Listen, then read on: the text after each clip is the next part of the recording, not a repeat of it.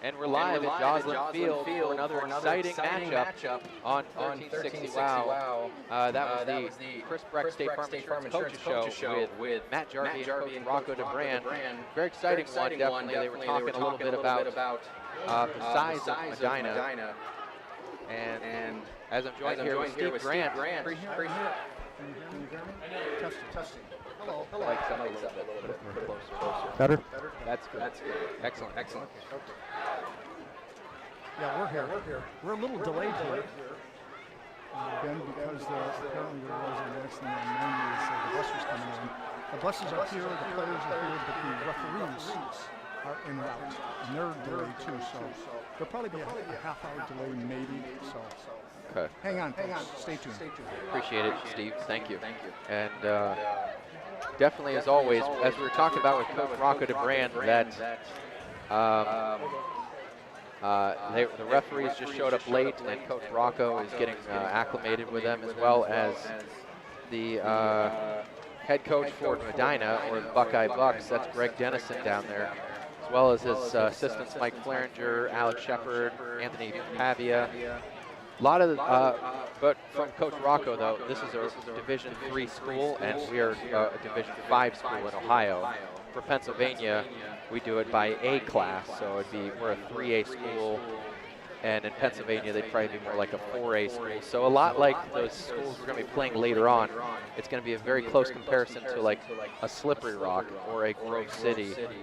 That we're going to be playing, or Sharon even. I mean, so. Right, they have 79 on the roster. It's a big roster, but Rocco told me that 25 of the roster are freshmen. They may not even play tonight. But it's a Division III school, like you said, and they, after talking to Coach Rocco, he said very winnable game, very competitive. They pass maybe 80% of the time, Ben. And they run about 80% of the time. They have two good runners, quick. They'll run inside, outside, and this is something that the Spartan defense has got to be aware of.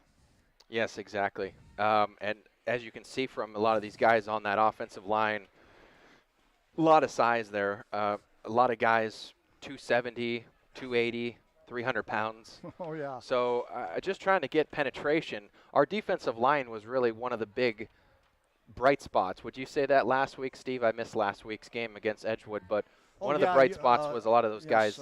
Ben should have been here. He was at a Green Day concert. Can you believe that, folks? Oh, yeah. Hey, I don't blame him. I like Green Day. Yeah, exactly. Yeah, the defense played well, but, you know, the offense played well, too, obviously. Oh, and, yeah. After a slow first half, a close first half, they really came alive in the second half, and 4 touchdowns by Zach Rice.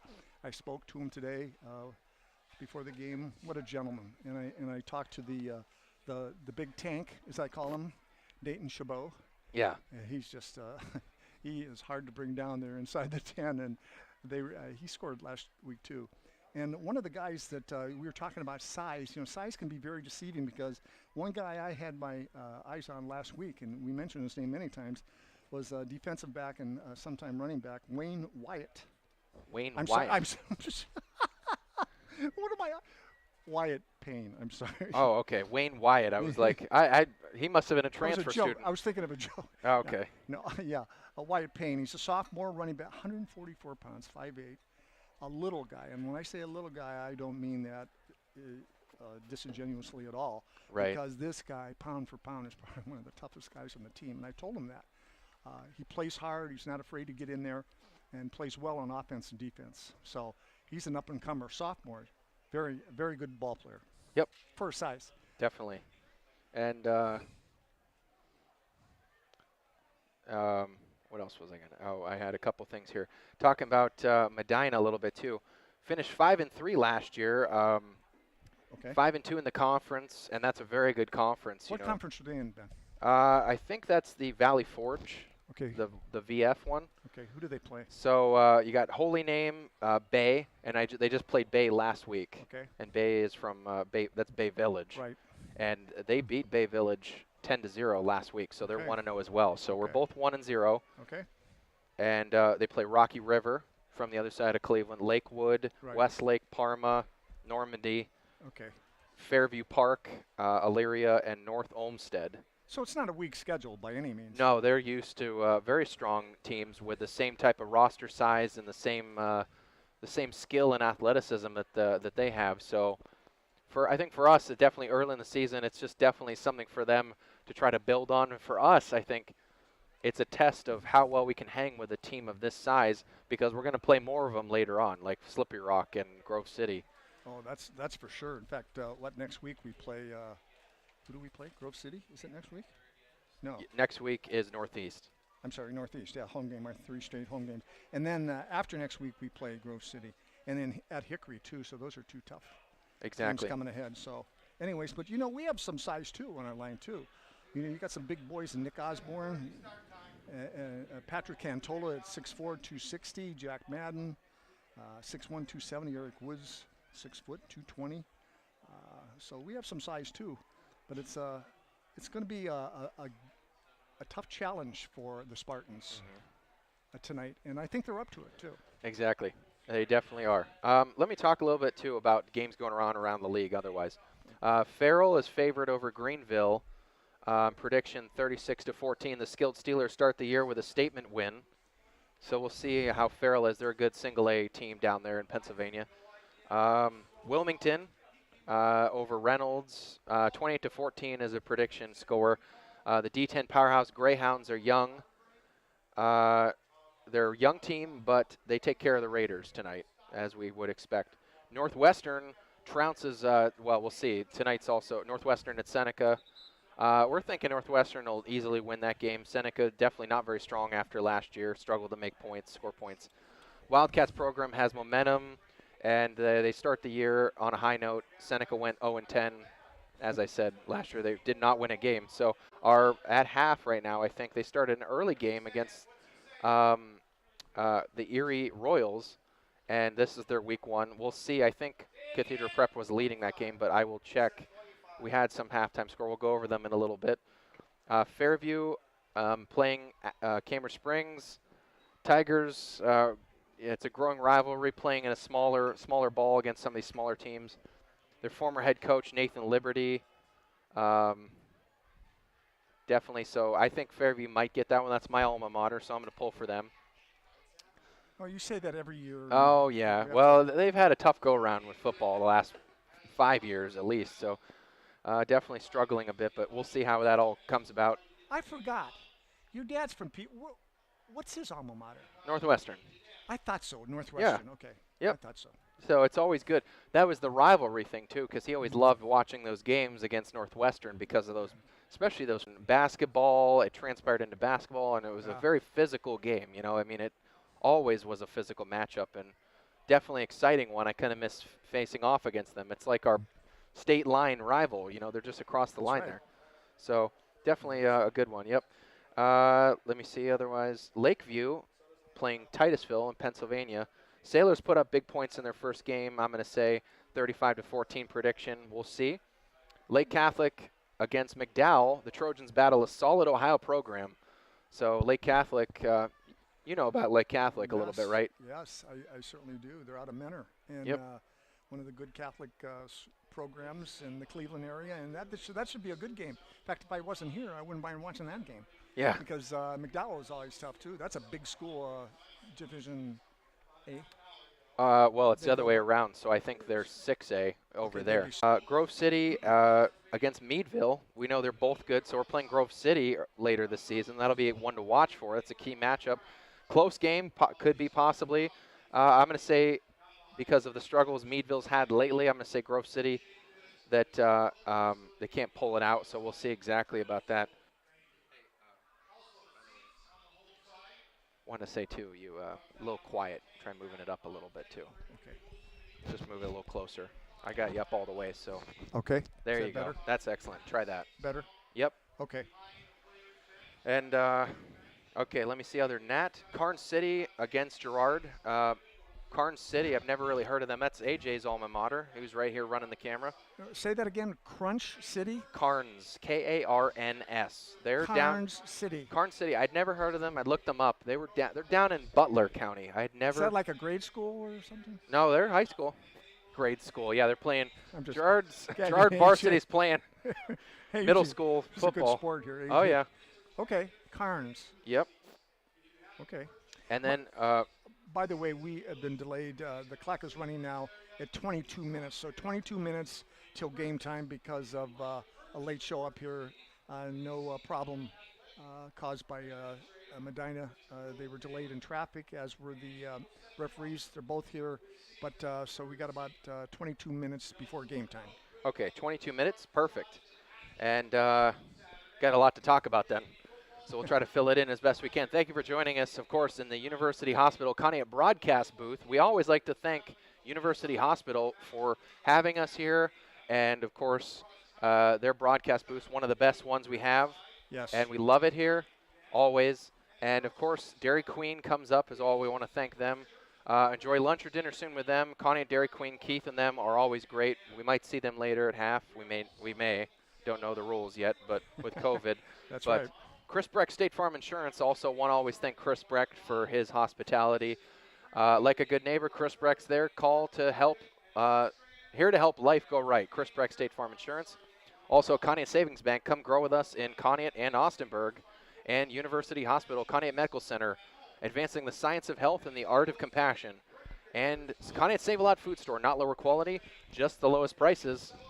And Gertie's Pharmacy, serving the area for over 60 years. Shop Gertie's on Main Street for any vaccine needs, flu shots, et cetera, et cetera, et cetera. And other than that, let me go back to some of the recap. Talked about Karn City at Girard. We favor Karn City. They're just a bigger school than Girard. That's down in Butler. But we'll see exactly. Girard, we're playing them later this season. And they're a growing team this year. But they were good last year. They were. I can't remember. Did we beat them? I believe we did, yes. At Girard. At Girard, yeah. yes. But they always give us a good game, so that should be interesting. Or was it? No, was it a home or was it there? No, it was home last year, and it's going to be home again. I remember that. It was home last year. Okay. And we what do I we're playing them. Well, you missed last season. We did miss you too. That's right. By the way, before you begin again, Ben, because of COVID, Matt and I weren't available. And Ben filled in admirably every game and home and away and did a great job. I want to make that perfectly clear to you, Ben. So thanks a lot for filling in next year. Thank you. Last year. Yeah. And next year, too, and maybe this year. Yeah. I'm going to try to. I'm all garbled up today. I don't know why. Yeah, you're all right. Okay. You're always good. I'll get better. Yep. You're fine. Thank you. But let me go back to where we were at. Okay. What's up with you? You all right? Oh yeah, you got a good shot there. Excellent work, camera work, AJ. This is we're getting acclimated with this, of course. Last week we didn't have the stream available, but we're glad to this week, of course. Anyway, let me go back to some more games. Ursuline against Hickory tonight. Ursuline, Ohio, Hickory, Pennsylvania. Youngstown, Ursuline. Yes. Yes, I would say Ursuline, right? You would say that too? Ursuline. Yeah, Ursuline. Okay. And it's Coach Dobrin. I like your Dobran. But Rocco Dobran. It's Dobrin. It's Dobrin? Okay. We got a couple ones that we're still tricky about, and I was talking to Chuck and Dave, and they said it's Kiefer Mandagello, and that's what I said last year. His father told me last week it's Mandagelo. Mandagelo? Yes. That's what his father – we've heard two things. It's been mispronounced for 2 years, but it's Mandagelo. Okay. He told me last week, his father. Okay. Well, I hope. And he said if we keep mispronouncing it, either you, me, or Chuck, or anybody, he's going to sue the school system and us. No, that's a joke. That's a joke. Well, just go Kiefer M. That's what I do. Kiefer. Who's a good ball player. Yes, he is, but he's going to be out tonight. Yes. Yeah, unfortunately, and Chase Carpenter. Yes. They got hurt last week. We just talked about that in the coaches show, but. Right. In either way, hopefully we'll get them back. But especially Chase Carpenter doesn't looks like he could be out extended period. He had an MRI on his shoulder. Yeah. So we're going to see how that turns out. But he could be out an extended period. Right. And Kiefer, hopefully he will be back. But Nathan Costin's going to fill in a quarterback in the meantime. Right. So we lost two quarterbacks, and we do have a backup quarterback in sophomore Bryce Sperlin, 6 foot 180, good size. So he may see some action too tonight in relieving Nathan Costin. So let's hope Nathan doesn't get hurt. Exactly. And definitely, we got a lot of kids that are big cogs tonight for Conneaut's team. Definitely, as we were kind of talking about. Robert Hagstrom being back is huge, of course. Darren Christine on defense. Joey Bowen. You guys just got a lot of guys that are just going to be crucial to the team, how they develop. Yeah, I wanted to talk to Robert Hagstrom, too. He's a big fella. He's a senior. He just grew and got bigger and bigger, and he's plays tight end and defense. He had a couple sacks last week, and I wish they would throw to him more often. Yeah, he's a good target. Because he's a big target, and he gets open. Unfortunately, he missed one last week. He was open. That happens. That's a physical mistake. Everybody makes those, but he runs well, and he gets open, and he separates, and I'd like to see him get more action. Maybe they will, but plays offense and defense, as I said, and plays it well. Right, exactly, and very good. And he has good hands, too. I liked how his body control was, too, as a big guy. 6'3", 240, although I think he's taller than that. Yeah, no, he definitely looks 6'4" at least, at least. And especially on the basketball court. Yes. He's very good, two-way athlete. Right. Other than that, let me go back. Sharpsville against Loudonville. Loudonville? Loudonville, yeah. Loudonville. Sharpsville against Loudonville. I like Sharpsville in that one. I don't know much about Loudonville, but I will say I think I like the Blue Devils to take that one. 35-22 is a prediction tonight. Of course, Conneaut against Buckeye. I don't know who you take tonight's game for us. What would you say, Steve?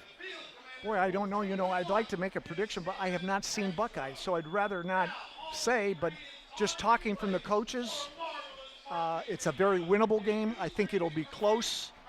But if Buckeye gets their running game in motion and they can't stop it, it could be a long night for Conneaut. But I think Conneaut by 7.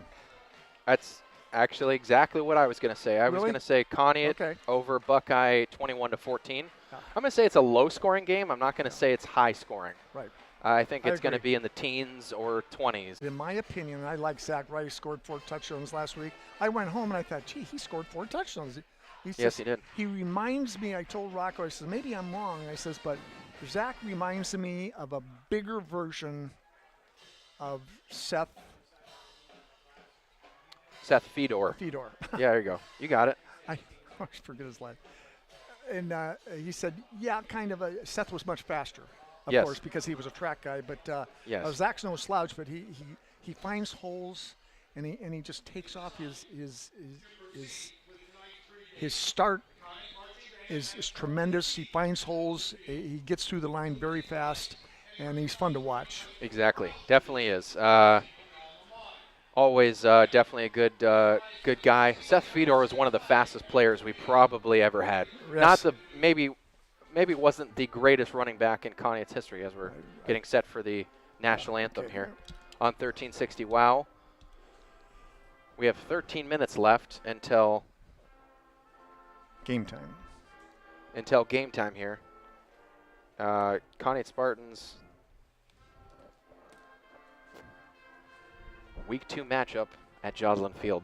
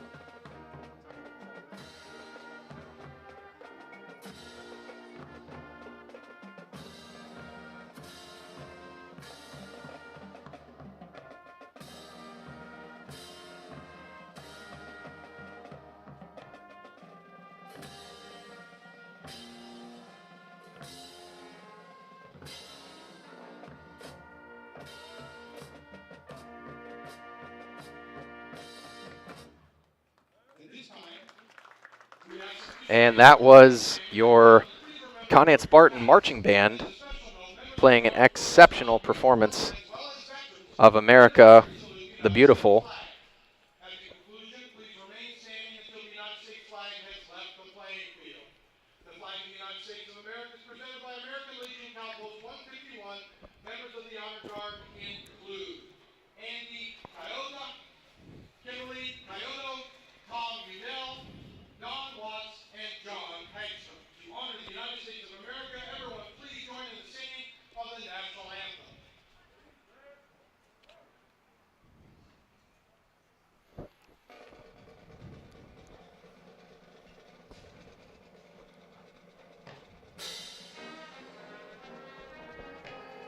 Ed, as we were talking about a little bit ago, too.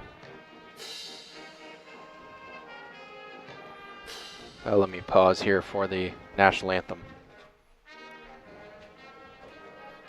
Thank you for joining us on this 1360 WOW broadcast.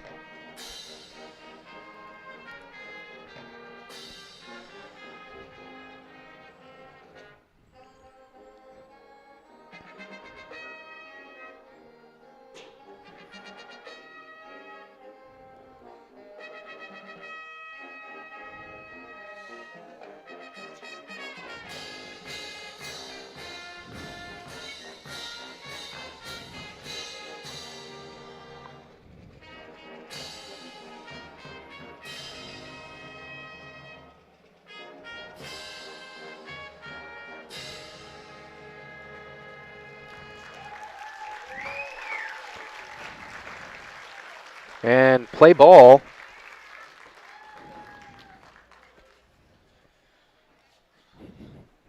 Nervous a little bit, huh? Yeah.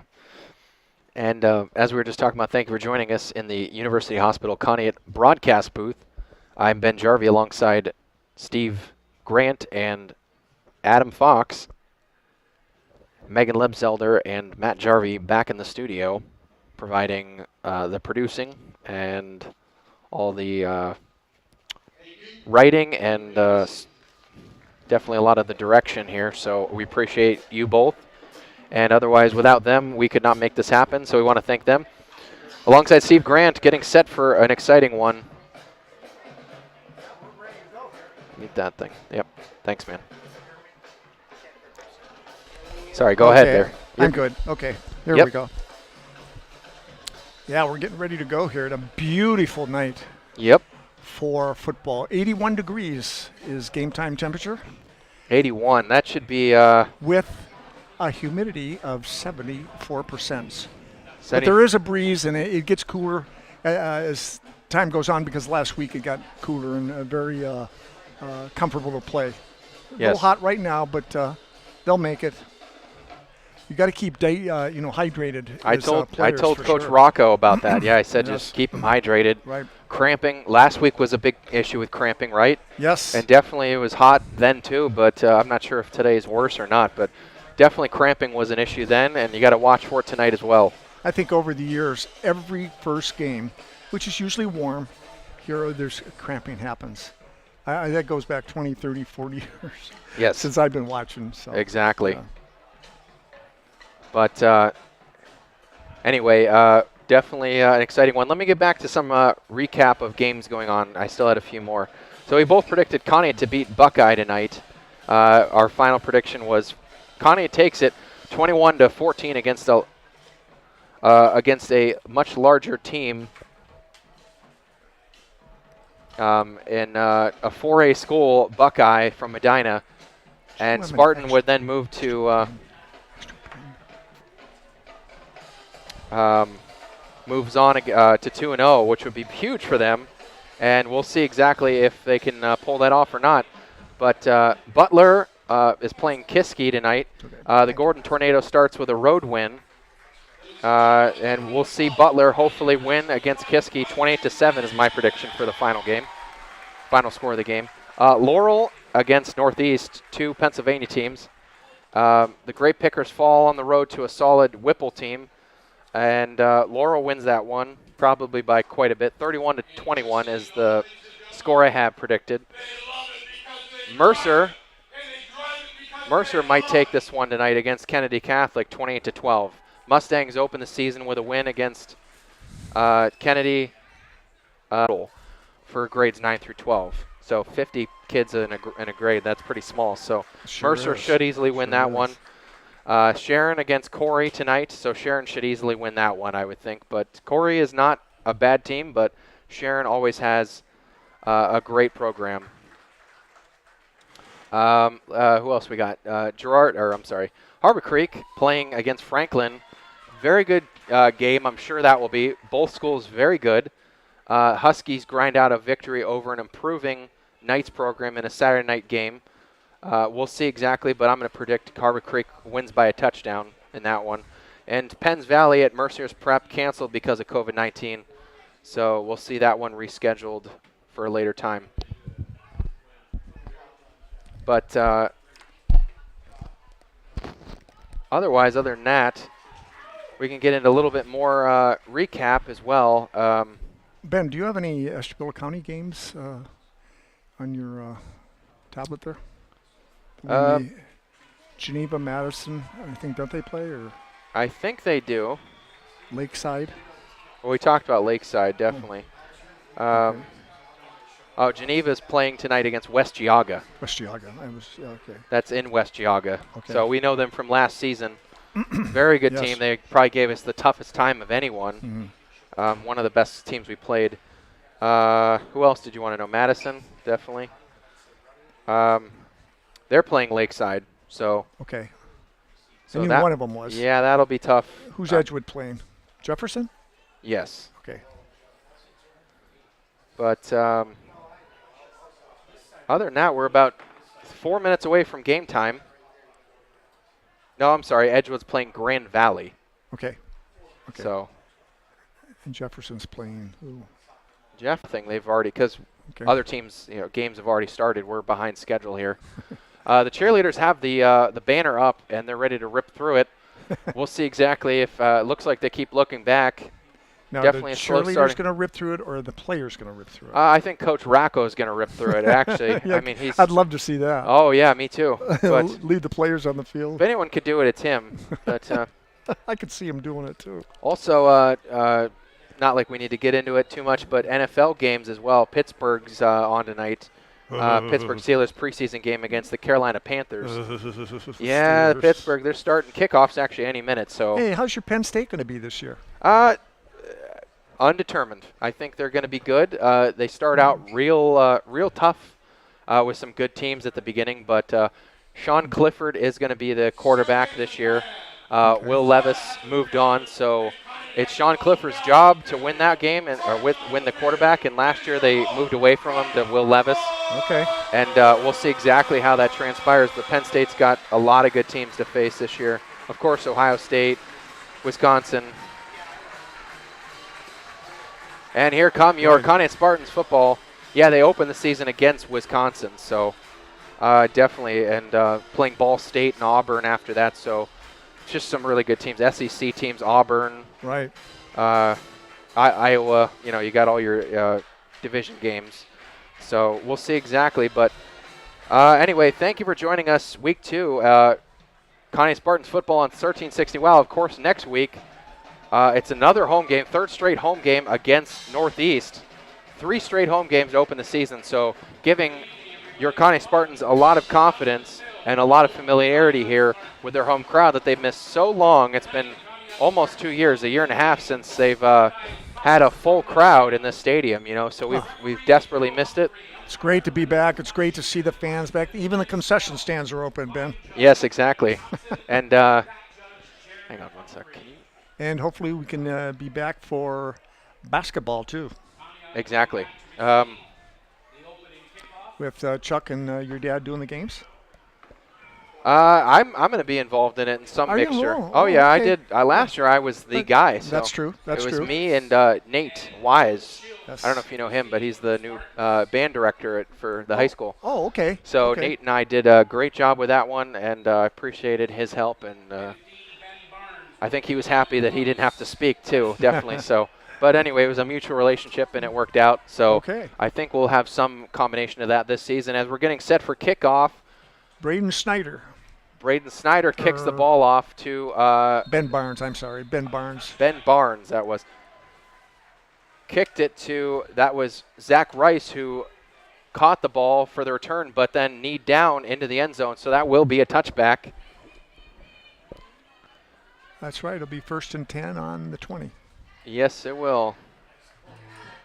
For the or Spartans. the 25. In high school, it's the 25 for a knee down or a touchback.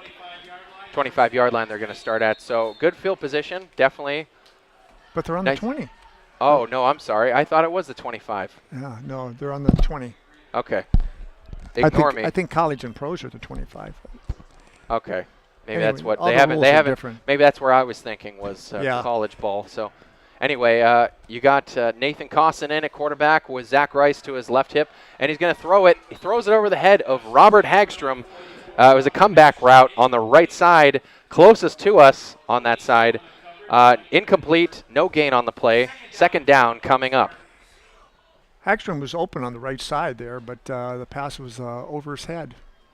Yep, definitely looked like Nathan Costin did not get his feet planted and got a little spooked a little bit with some incoming pressure and threw it far outside and over the head of Robert Hagstrom, who's very tall, hard to overthrow him. Right. And the second one's going to be a draw play to Zach Rice on the handoff. Very little to no gain, honestly. I think he lost a couple yards. Not a good play. They instantly penetrated that offensive line. Did not look very good blocking. Really, they read that one from the beginning, Right, Steve. good defense for the Buckeye team from Medina. Yes, they definitely were. They didn't give Rice any room to run. Yep.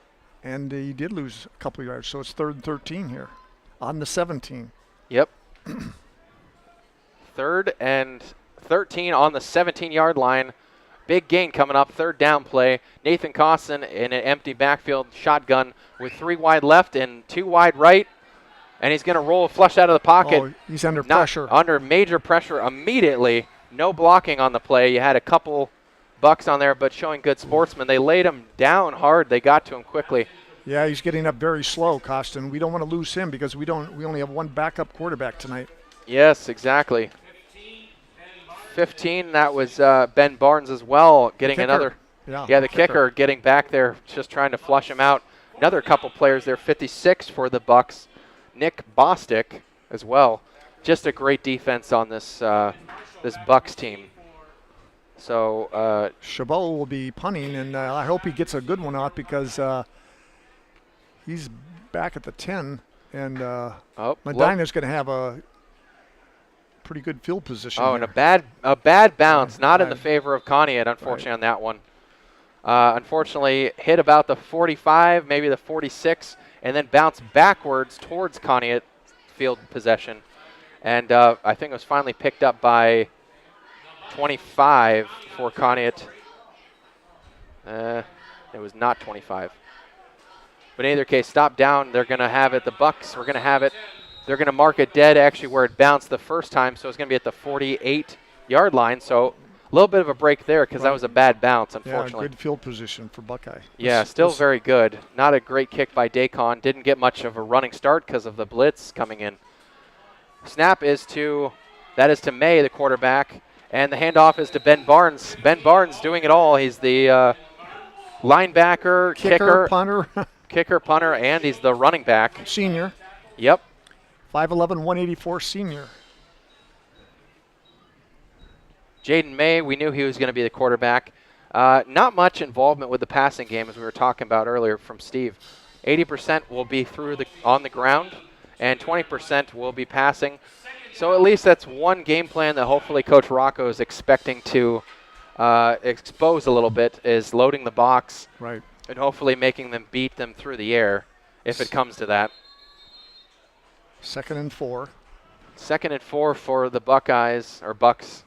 I want to say the Buckeyes. The Buckeye Bucks. The Buckeye Bucks. That's pretty hard to say. Okay. Referee's delaying for some reason. And the snap and the handoff is to Ben Barnes again, who's going to go around the tackle on a sweep play. Does get the first down and then some on top of that. Zach Rice was the man to stop him there. Number 3, Zach Rice Very good at linebacker. Definitely is going to be huge on defense and offense for us, Steve, this year. Oh, Without him, I don't know what it's gonna look like. You know. he's they're counting on him for leadership, and he sure supplied it last week with 4 touchdowns. And he plays both sides of the ball. True leader, junior. He'll be back next year. That'll be great for Conneaut. Yes, it will. And that's second down. No, first down. I was looking at the scoreboard. Second down. Ben Barnes again running it. I think that's already his 3rd carry. Getting some chunk of change again. Got a couple. He's going to always move the chains a little bit. I can see him not very big. No. Listed here 5'11", 184, as Steve said. So kind of a slender running back, but definitely has a lot of skill set and very quick and agile. Ben Barnes moves over to Jaden May's hip on the right side. They got a man in motion. High snap, Jaden May, and he does flush it out to that man in motion. Cayman Marshall, number 4, who is rolling left to right away from us in the broadcast booth. 5'8", 147 senior. Got maybe a yard. Or lost a yard. Yeah, actually not a very good play, and very good. Who was the guy that stopped him, Steve? I missed who that was. Was that number 51? I think that was for Conneaut. I think that was Moses Schwartz. Moses Schwartz, 5'10", 180 junior. Yeah, I think that was Moses. So that's a great play. I missed exactly who that was there. But third down, crucial third down for Conneaut. 3rd and 11 on the 37. They are moving the chains, but this stop could mean everything for Conneaut. That's right. And it's going to be a throw-over pitch, and it's not a good one, but does pick it up off the ground. That was intended for number 4. That was Cayman Marshall again.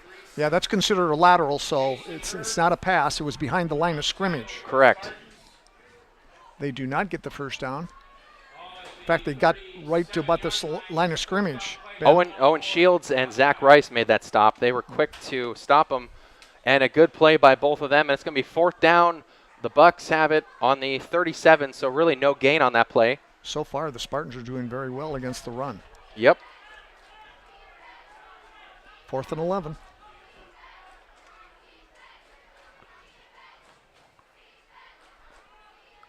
And May with a snap. Having a little bit of issues with the snap, I think, with the center.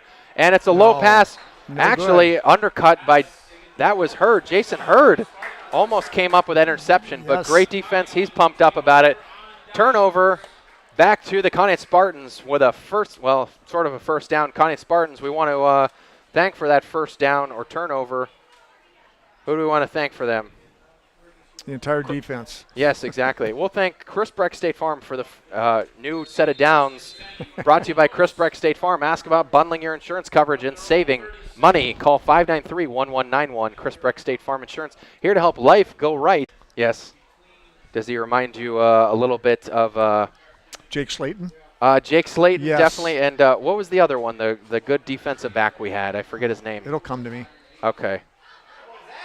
Oh, and a good, that was a good screen pass. Zach Rice fighting for yards and makes up about 5 on that one. Yes, Great fight. Got through about 3 different defenders.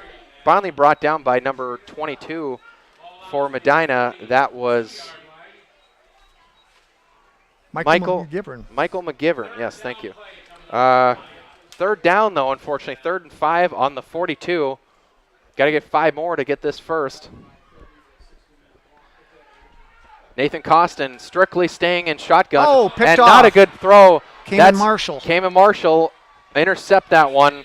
Takes it back about maybe 10 yards or a little more. And brought down by the quarterback, Nathan Costin. Cayman Marshall read his eyes on that one. You can just see it. Yeah, that was a misread by Costin, and it was Marshall. Yeah. It was almost like he was wide open for the pass, but he played it well defensively. So now it's the Buckeye Bucks ball now at the Conneaut 33. Yeah, they got it at the 33, so even better field position than they had it before. And unfortunately, bad decision to throw that one into coverage. That was intended for Robert Hagstrom on a slant pass. Right. First down, May's going to pitch it out. That's Ben Barnes again, who cuts right, then back left. Picks up a few, then they gave it to him. on the reach. So pretty good run by Ben Barnes, cutting, and good line, you can tell too, creating gaps. You can see the gaps for the Bucks, definitely very strong for them. Yeah, you got about 3 or 4 on that one. Hard-earned yards, though. Yes, exactly. Hard fought for it. Yep. Yeah, 2nd and 7 at the 30. Okay, so they're going to say about 3 yards on that one. All right. So they have it about the 30. 2nd and 7.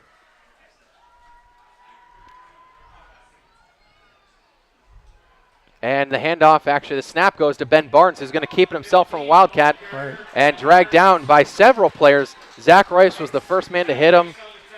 Finally brought down by, Costin was in on it too. 78 was in on it for Conneaut. Yeah, that was a direct snap to Ben Barnes as Jaden May was the man in motion on that play, but that didn't go anywhere. And Eric Woods made the stop too on that one. Is that Kyle's brother? Oh, I think you're right. I think it is. I think it is. He's pretty big. He's big himself, actually. Probably a little stalker than Kyle. 6 foot 220. Yeah, so. Senior. Geez, miss Kyle in basketball for sure. Miss talking to him too. Good kid. Okay. 3rd and 8. Lost one on that one. Lost a couple. And a nice, but May still keeps up on his feet and throws it, but not completed. Jaden May, the quarterback, definitely very agile.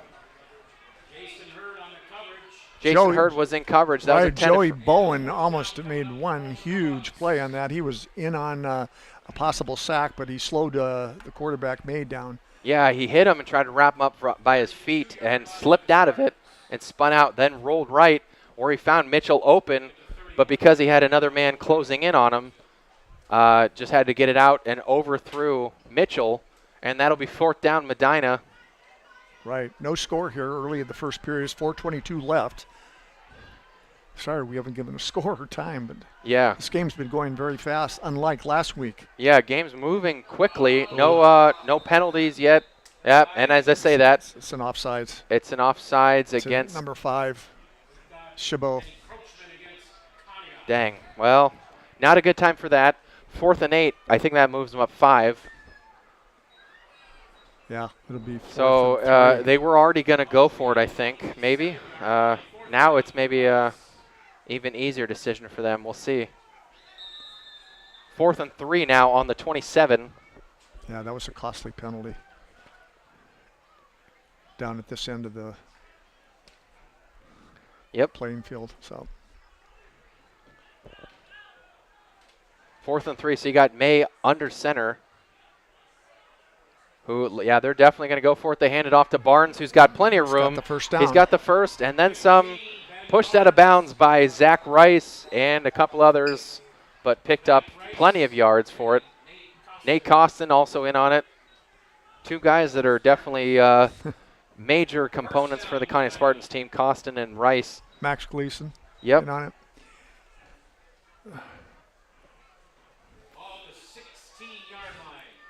They're very close now, Ben. 1st and 10 at the 16 of Conneaut. No score here. The first period, 4:12 to go. 4:12 to go in the first quarter. Still nothing, but Bucks are knocking on the door. That snap actually handed off to Mitchell. Conneaut did not know how to handle that one. Big yardage gain on that one. Oh, Marshall took off very quick once he got the ball. Yep. Very nice burst of speed. 2nd and 2 now. At about the 8.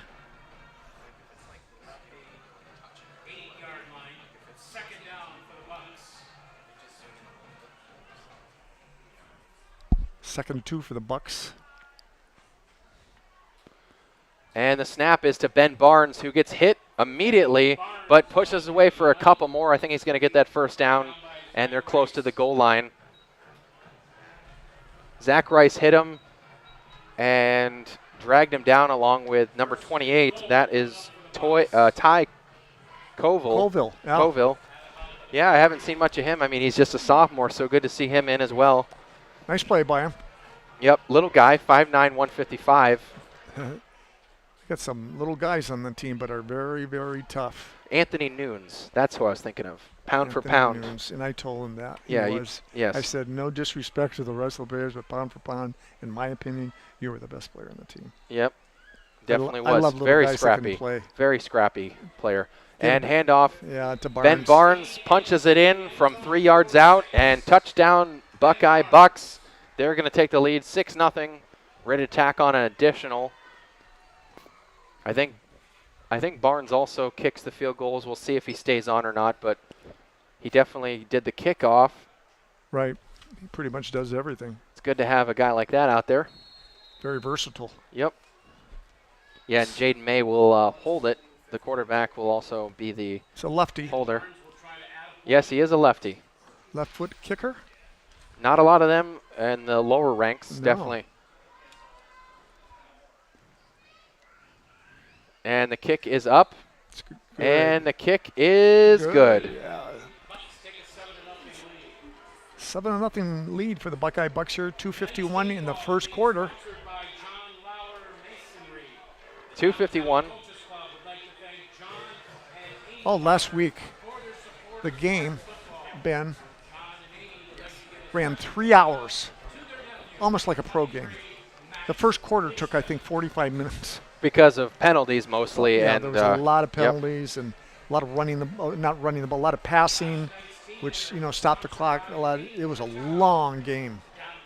Want to also say, too, Menor is leading Ignatius 14-7 in the second quarter. Another That's big a game. big game. That's the one I wanted to see. St. Ignatius, yep. In fact, I'm going to take off at halftime and go. Oh, okay. Well, you have to take a quick drive to you Menor. you need 2 weeks notice in order to declare early dismissal here, bud. Otherwise, we're taking that out of your pay. That's a good one. Yeah, 2 week notice. 2 week notice on early dismissal. Edgewood rebounding Okay, on. Father. Yes, sir. Edgewood rebounding on Grand Valley 12-0. Okay. So that's a game. Edgewood definitely needs that one after only sure putting do. up 6 last week. They So sure do. other than that, we want to, of course, thank University Hospital. Or let me remind you, of course, too, about the halftime recap coming up, too. Brought to you by your local Conneaut Save-A-Lot store. Starting Sunday, T-bone steaks are $3.99 a pound. Wow. And seedless watermelons, $3.49 each. Pepsi, 3 12-packs for $9.99. Pork spare ribs, just $1.99 a pound. Turkey Hill ice cream, $2.99 a pound. Conneaut Save-A-Lot, not lower quality, just the lowest prices. Take Center Road to Daniels to Keefus Road to save a lot. Definitely with some of that construction going on down there, too. A lot of changes happening. Boy, that's for sure. Yeah, we'll be joining you for that. Of course, stick with us at halftime for the recap and then more. Artemis Murmas beside us as well. And she's always got all the up-to-date stats. And love having a statistician nearby. So she says. Oh, she's the best. She is. She really is. Yeah. A statistician nearby is always good. As Ben Barnes' kick rolls into the end zone. Yeah, what a kick. AJ, how many guys we got on the stream tonight, too? Go to YouTube. Let me see how many we got. We got 98. Hey, that's not bad. So that's good. And then counting, too. We're going to get more, of course, during the... All right. Thank you for listening in, tuning in. Yep. Watching, listening. 1st and 10 for the Spartans at the 20 with 2:51 left here in the first quarter. Buckeye Bucks up 7-0.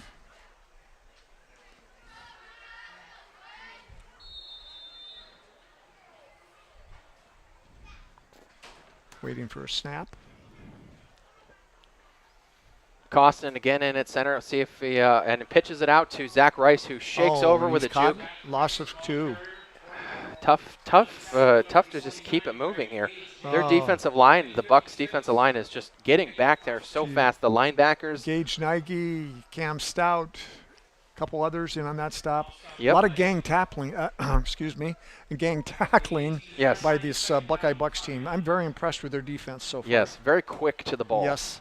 They know how to read those plays. They just know. They must have Absolutely. studied a lot of footage. Yes. Pretty much knew coming into this what we were going to run. Yeah, because Zach Rice, didn't have a chance on that one. Not at all. Second down, Costin's going to hand it off again, who Zach Rice tries to fight it, ditches one guy, and could not shake loose of that is Cam. Braden Snyder on the stop. Oh, I thought that was Cam Stout. I got number 2. Anyway. Okay, I'm sorry. Well, number 2. Either way, My definitely my mistake. good defense out there. It was Cam Stout. Nathan Costin is going to have to throw a lot probably in order to keep the ball moving, especially with very little time to throw. And that's a lot to ask a guy that has only probably made maybe 6 starts in his career, maybe, Right. if that. I don't know Right. if 6 is even a fair number to say, including last week. We Right. didn't even start last week. Kiefer did. But he filled in very admirably. They filled in. 3rd and 12. Yes. He's going to pass. And he's going to throw it, and he gets it complete to Robert Hagstrom, one of his favorite targets, and completes it downfield. Doesn't quite get the first down. It's going to be 4th at the 25, but got at least 5 yards, maybe a little bit more. 7, yeah, you got 7 yards. 7 yards, including the loss. So, thank you. 7-yard gain to Robert Hagstrom. 4th and 5th at the. Flags are thrown, and a super late hit. Nick Lombardo, a freshman, with a late hit. I would immediately throw him out for flagrants against. There's 3 flags, but they're way up front and not back. AJ's with me on this one. 3 flags on the field out there. That play got way out of hand on that punt. Great kick, too. Yeah, it was all against the Bucks on that one, so I don't know if... Why aren't the flags down where the penalty occurred? Well, they were way back. I think the back judge saw them and threw it as far as they could. Okay. They saw it instead of... the main ref didn't catch that one. So obvious, though. Yeah. Yeah. So... Freshman mistake by Lombardo. I would take them all the way down to the 1. But, well, they're going to be, especially with that great kick by Dacon Chabot. Excellent kick. And it bounced twice over the head of Mitchell. He did scoop it up. And then I saw, 88. Was that Dick Lombardo there? With 86, Nick Lombardo. Yeah.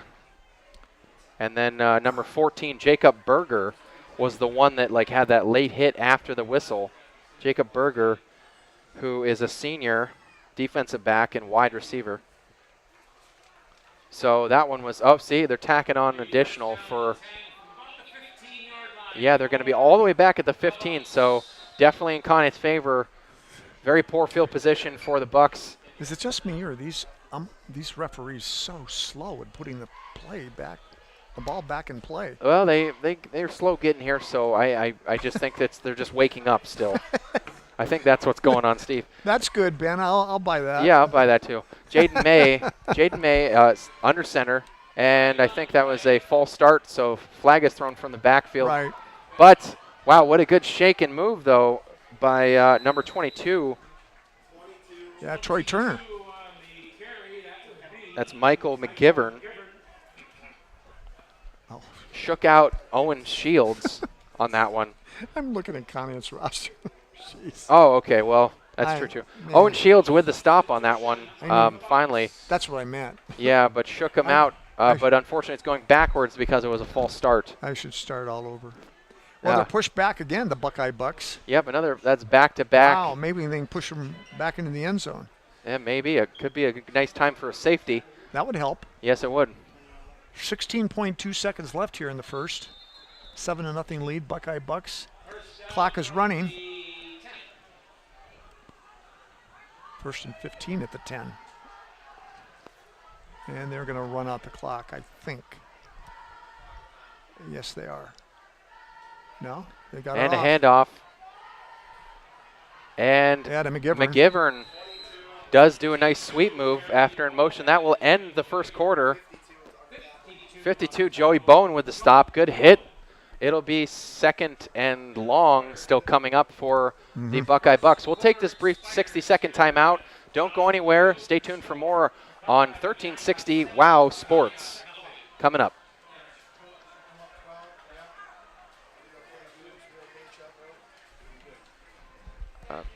Remember that read the...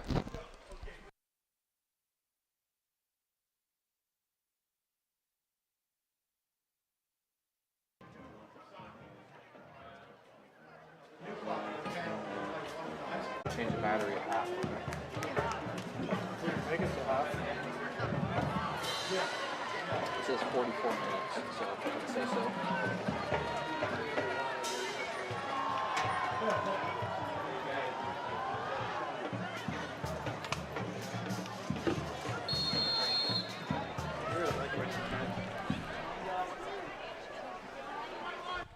And we're back at Joslin Field for second quarter play.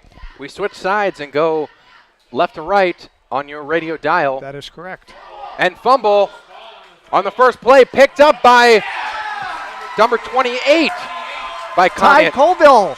Ty Colville scoops it All up. right, Ty. Big play. Big play by the sophomore.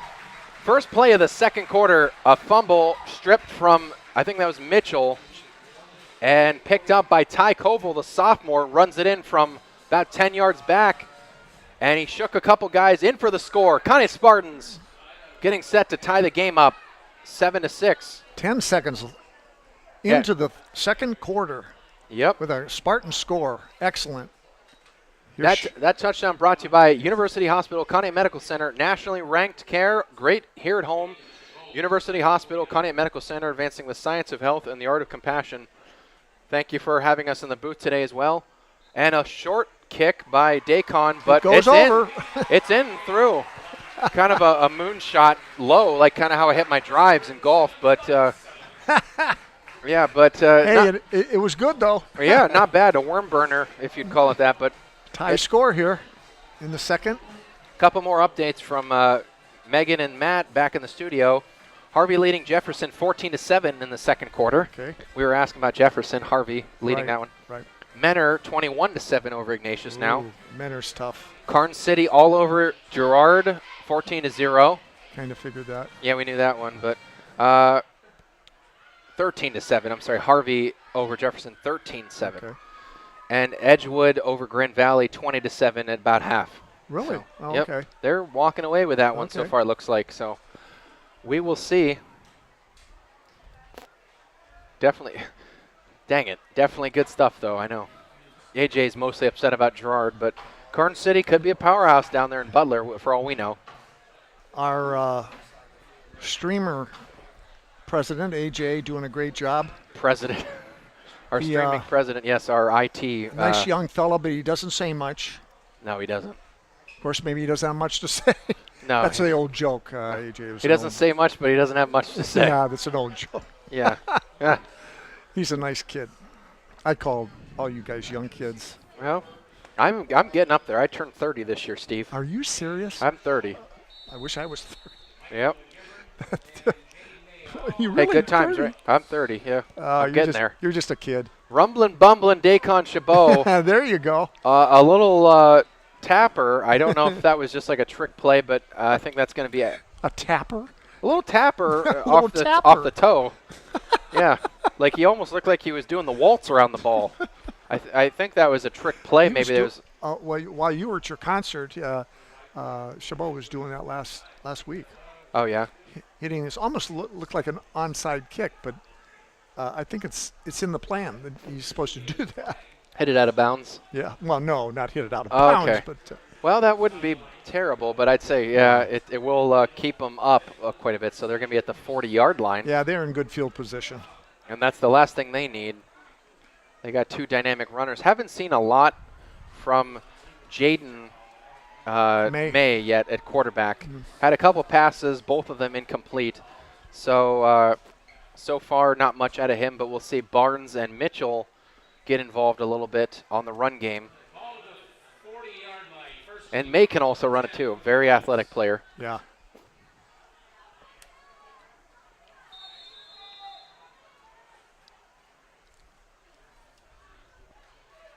Still only 10 seconds into the second quarter. And the snap, May under center, hands it off to Ben Barnes. Left, cuts back right, slips past a couple guys, finally dragged down by Robert Hagstrom. Picks up the 10 yards for a first down and then some. He's past midfield, about the 47, 48, 47-yard line. Very nice run by Ben Barnes. He's done it all the whole game. Yep, he's been pretty much the one-man wrecking crew for the Bucks tonight. And still only have 7 points, so can't get too excited at anything yet. But they are driving, and they're about the 46, actually, I'll call it, 46-yard line. Of the Spartans. Of the Spartans, past midfield and driving.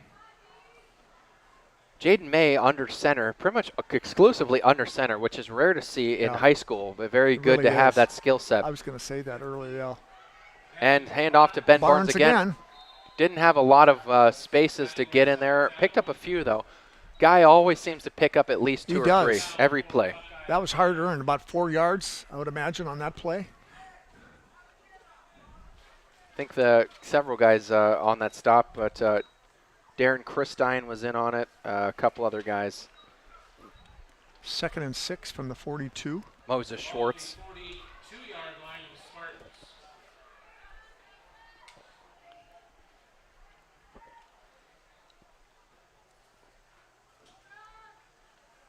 Again. And handoff rolls around. Good speed by Ben Barnes. Gets outside. 23 with a stop. That was Max Gleason. Played also on basketball as well too, so good to see him out there as well, making some stops as a 10th grader. And third down and 6 coming up. Yeah, Gleason, sophomore. He's got a couple more years left. He's seen a lot of time tonight. Good to see him. 10:23 left here in the second. Yep.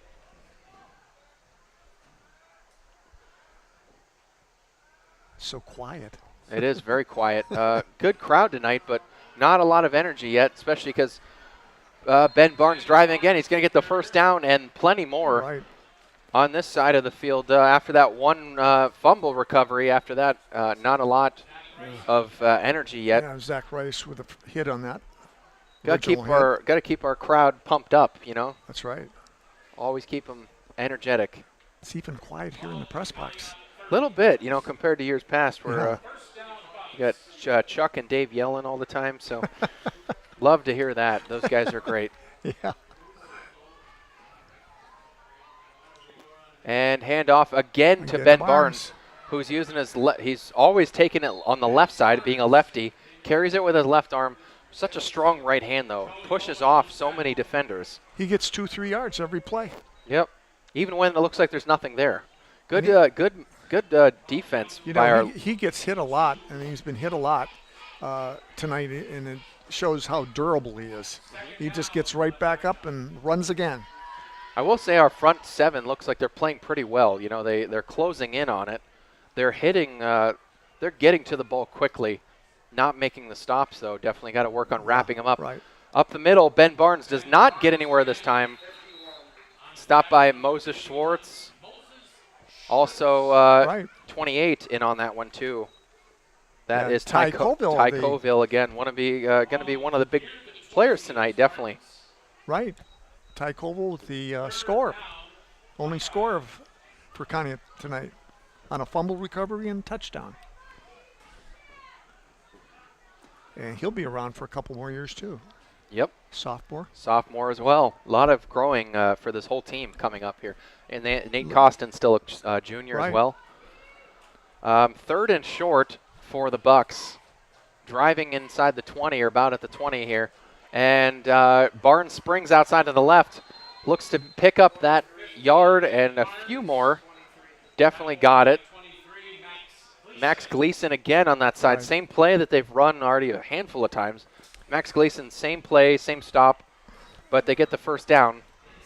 What I like about Barnes is, when he sees the hole there's clogged up or something, he'll go to the outside. Exactly. And he's done that all night. He did that on that play and got 2-3 yards. Yep. First down, Bucks on the 18, we'll call it. Inside the 20 in the red zone. 8:21 in the second left. That's Mitchell with a sweep out wide right. Oh, nice run. And swept and looks like he's close but not in. Just short of the end zone. Wow, a 17-yard gain probably, just about a yard or within a yard from scoring. Yeah, Marshall looked really quick on that one. Wow. Yeah, he got that momentum. He started out with a sweep. Took the ball, and before anyone he already had about 10 miles an hour going. He's got that great burst of speed, yeah. Yep. And they're within inside the one, probably the half yard. First and goal coming up. You should give it to Barnes.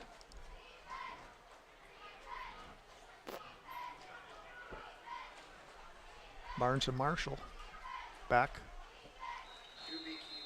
QB keep, and it's in. The right referee calls that one, and he's in for the score. QB keep by Jaden May.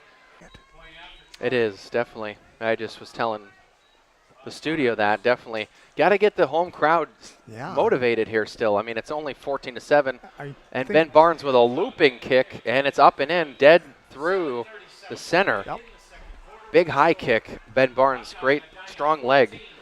And 7:37 scoreboard. Sorry. And yeah, 14-7. Yep. Lead for the Bucks here. 7:37 left in the second period. So the Bucks will be set to kick. Yep. 7:37. No. Ben and AJ yeah, discussing technology. Definitely a little bit. Of course, stick with us, too. We got to discuss and keep in mind, as always, our Dairy Queen Player of the Game. Yes. Brought to you by your local Conneaut Dairy Queen. Enjoy a fall blizzard soon, like a Reese's Extreme or a Girl Scout Thin Mint Blizzard, or enjoy any of their delicious food from their convenient drive-thru. Your local Conneaut Dairy Queen, always great. Excellent, right? Thin Mint. Yeah. Always makes me hungry. Yeah. You Reese's. and Matt bring that up. Oh, yeah, every time. And excellent. And last week, our Dairy Queen Player of the Game, of course, was Zach Rice. This week, not a lot from him, but we would like to see him get involved more in the second half. Well, like last week, they started out slow too, so maybe it'll be a replay from last week. But the running game of the Bucks is, we knew they'd run, and they certainly are. And with Ben Barnes and Jason May taking the leadership, and also Cayman Marshall doing the job tonight. Yes. They're tough to stop. 6 Spartans back every 10 yards. Deep from the 30 on. This guy can kick. Yeah, Ben Barnes with a laser over the head of Owen Shields, and it's going to roll into the end zone. Right, that's smart play. It'll be first down at the 20. Got to keep moving the ball a little bit here.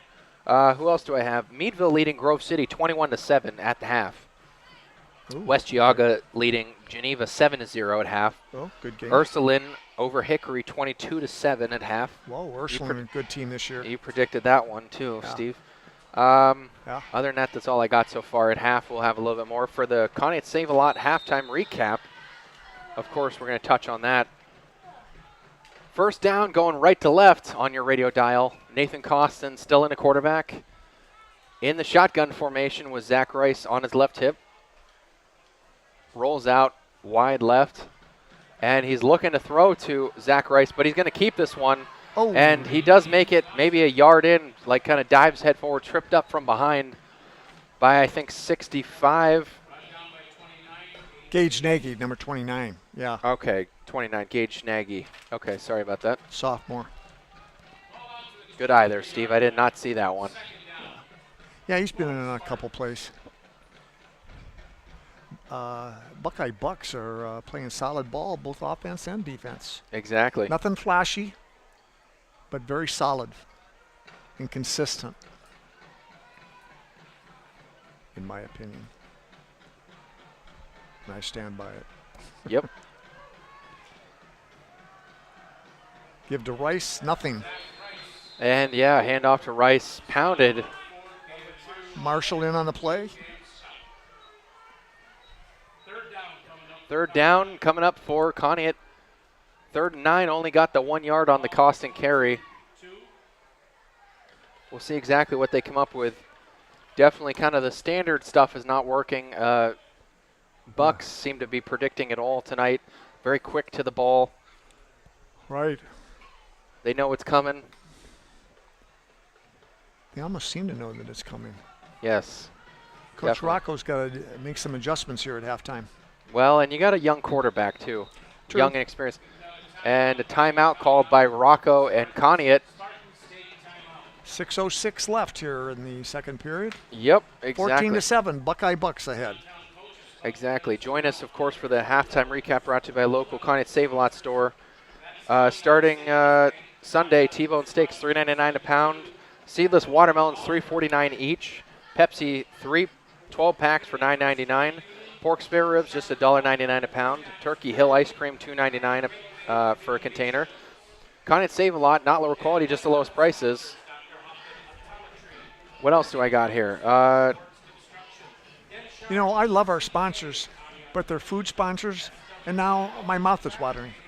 Yes, that's the hard one, definitely, to talk about food and then and then not have it, and it's pretty hot tonight too. Yeah, it is. So Carolina beating Pittsburgh 3-0 in preseason, so Good. that's definitely good. That's a good one.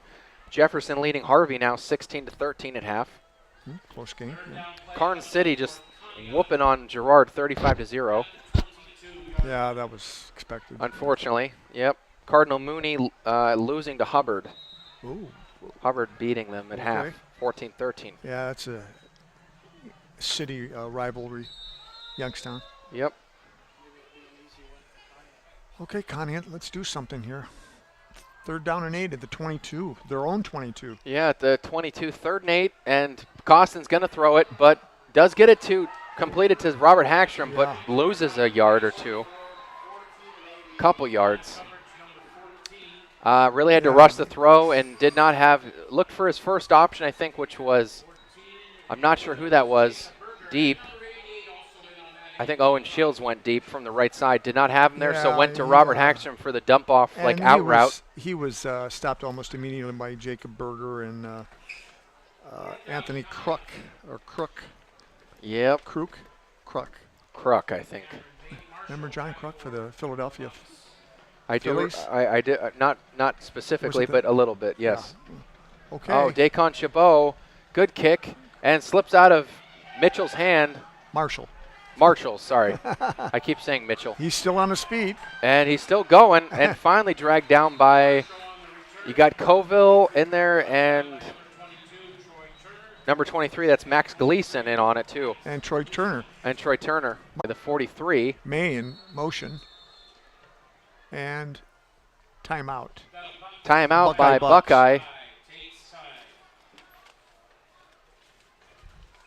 As we talked about too, we already kind of,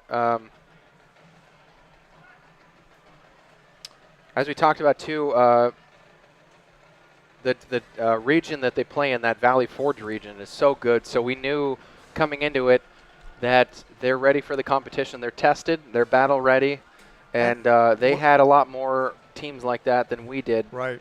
And we're trying to acclimate ourselves to those 4A schools. That's right. Oh, they're hanging in tonight. They're only down 7. This is a well-coached team. Yes, it is. The Buckeye Bucks, very well-coached. Yep. And Greg Dennison. two of Conneaut's coaches, Rocco told me that, and so did Tim Telbacco. Yep, definitely. Very good organization, good program. They got 74 guys on the squad, right? So 79, yeah. 79, okay. 25 freshmen, so that tells you it's a building program. Always build. Always have players coming up. Yep, definitely. Playing some of those good teams like Bay and beating Bay Village, that's impressive. So both teams looking to go to 2-0 on the season. The Bucks with May rolling out and a fumble, but I think picked up by Marshall. Jason Hurd was in immediately on that, almost a sack. Yep. But put the pressure on, and they lost yardage. And I think May knew that and had to hurry up the handoff. Sure did. And it slipped out of Marshall's grasp and fumbled it. So a loss of 2 maybe. Nice play by Hurd. And Moses Schwartz, I think, ended up tackling Marshall for the final stop. They're lucky they didn't lose more. That would have been another good defensive play. I think our defense needs to be the playmaker of the team. Right. Definitely, since the offense isn't getting much done so far. That's what they need, these big stops. Oh, flag on the play. Referee marking off.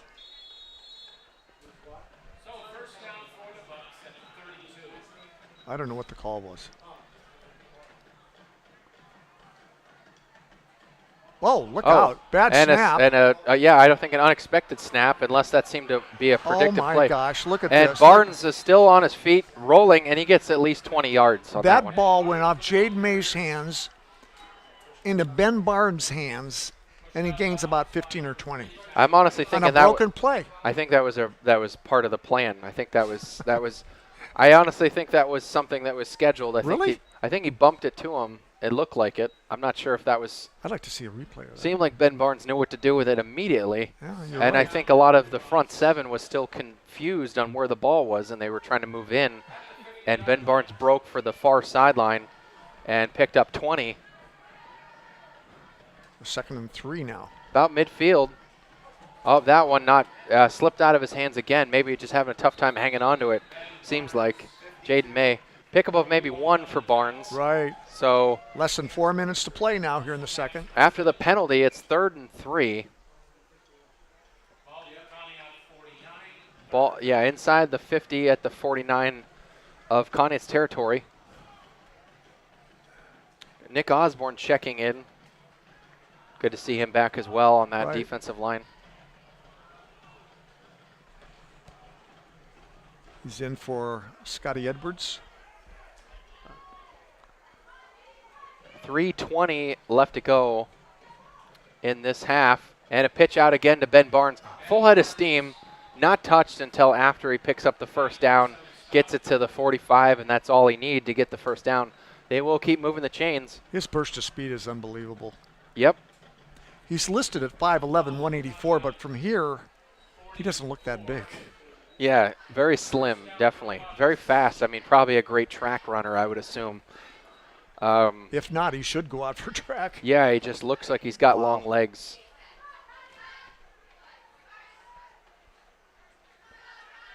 And he also does take snaps as a Wildcat. I haven't seen him throw the ball, but he will take a direct snap and pitch it out or run with it. And Jaden May's going to fake it and play action, throw it deep. It's wide open. He's got open. Marshall wide open. That's an easy touchdown. Beat Owen Shields on the back end. And that's a touchdown, May to Marshall for a 44-yard strike. Another touchdown for the Bucks. Conneaut defensive backs seem to be a little confused on that. Did not see that coming either. I mean, I think good call by the Buckeye coach to just go for it there after getting the first down. Why not just air it out? Right, and Jaden May hit Marshall in stride. So in stride, good throw. And play. Sold that play action, too, really. Everyone bought on it. Everyone bid on it. So it was a great throw. And Bucks haven't really gotten the pass going yet tonight. So definitely something they needed to work on and try, and they got it going there. Ben Barnes getting set to kick. And almost blocked, but it's up and through and good. That was almost touched by Max Gleason. So yeah, it was Nick. With 2:39 left to go, Steve definitely looking a little bit bleak, but not out of hand. But Conneaut's offense just doesn't know what to do right now yet. Exactly. No. Rocco's got to come up with a plan and readjust here in the second half. And they got to get back in this game fast, or it's going to be out of control here. Yep. I hate to say that, but the Buckeye Bucks here are from Medina, and they are playing very consistent, solid ball, mostly running the ball, Ben, but that last touchdown was, a 44-yard pass. Marshall hit in stride by May. What a great play. So they can mix it up when they have to or want to. Exactly. Definitely very good, and very good at mixing it up, and but they're definitely always going to fly off the run there. Definitely 80% running for the offense, and they're definitely showing that with Ben Barnes mostly being their man. Marshall getting involved with it too, and May just having good speed. Just great athletes on this team. Oh, those three are tremendous, yeah. Yep. Other than that, not much involvement with any other players offensively. And yet they're up 21-7. Yep. It's almost like a three-man show. Well, there's a lot of those. I've just seen, like Sharpsville had a couple, just like a good running back, and that's all they did was really run it through that one guy. You knew he was going to get the ball, but he still picked up 5 yards every play. You go with your strength. Yeah. Spartans are very deep. comes Barnes. Not quite at the And end zone. not as good of a kick as they've had in the past, and it's going to be, is that Owen Shields returning it? Oh boy, bad return, Yeah. indecisive. No, it's Max Gleason. No, it is Owen. No, it was Owen Shields. Owen Shields, yep. Kind of was not decisive on that one, but not a lot of running room. Yep.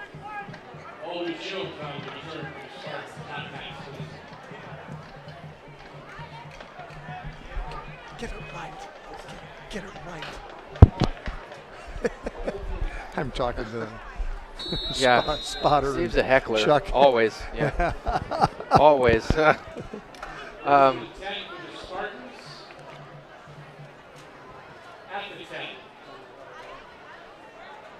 I know we're 2:33 away. We'll be all right. I'm gonna switch it as soon as we go to half. Here come the Spartans. And Costin in a lone backfield does get it out Rice. to Zach Rice. Zach yeah. Rice. A good pickup and a good play. Crowd actually cheering, getting involved here, getting some energy to the stands here. They needed that. They need about 5 more of those, you know? Yep, they're going to need that. Just some comeback routes. Something to get Costin's accuracy down a little bit. If they could score before the half, and there's 2:15 remaining, that would do wonders for their confidence for the second half. Exactly. It's going to be how good Rocco coached the 2-minute drill this summer camp. We'll see exactly if they worked on this. I think that was a great play, though, and maybe some out routes to the sideline, and they'll be all right. Nathan Costin looking to throw kind of deep, and that was defending was number 26, James Orient. Right. Zach Rice just really probably getting his full workout in tonight. I was going to say he's really looks tired on the sidelines. Yeah, he's bent over getting his breath on a hot night. Yeah, definitely.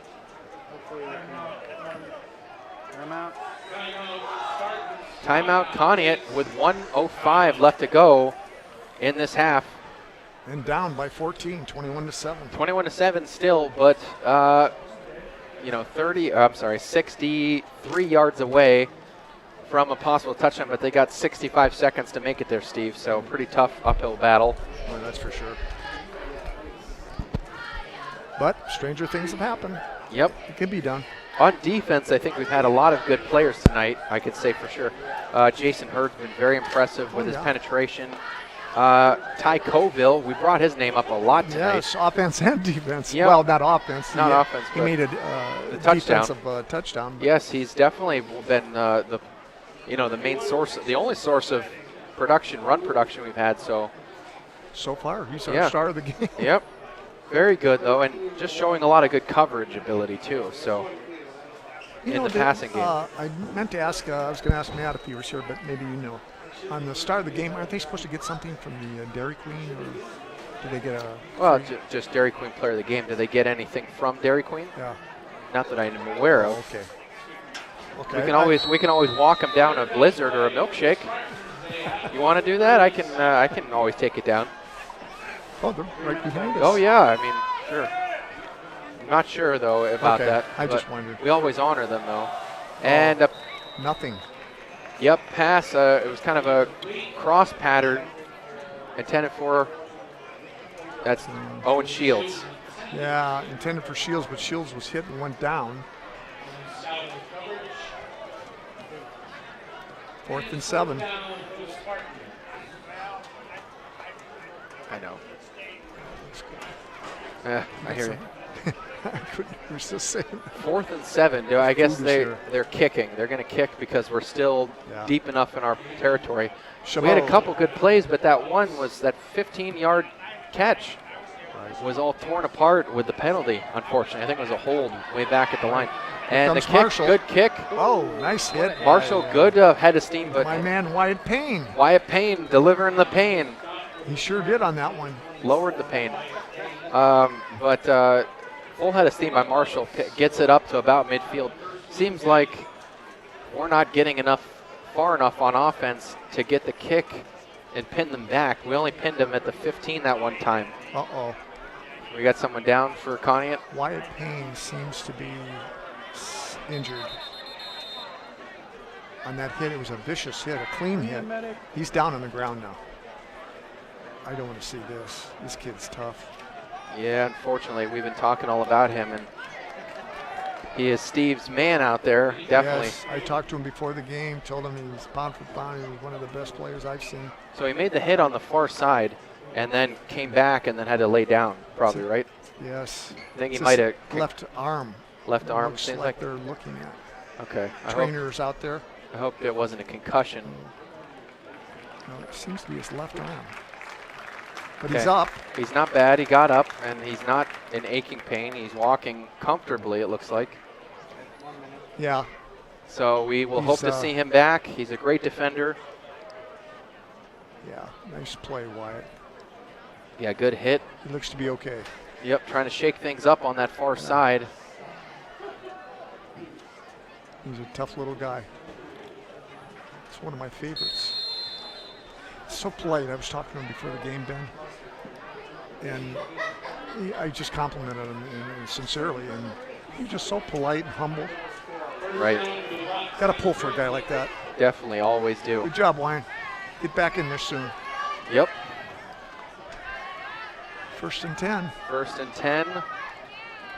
And a high snap The Bucks. to May. And a screen pass over to Marshall. Does get a few on that one. Right. Clock running. Stop now with 41 seconds left. Yeah, I think we're, because of their position, they're going to try to go for it, I think, with 41 seconds, at least maybe a field goal. Well, at the least, if they get close enough, Ed Barnes can kick.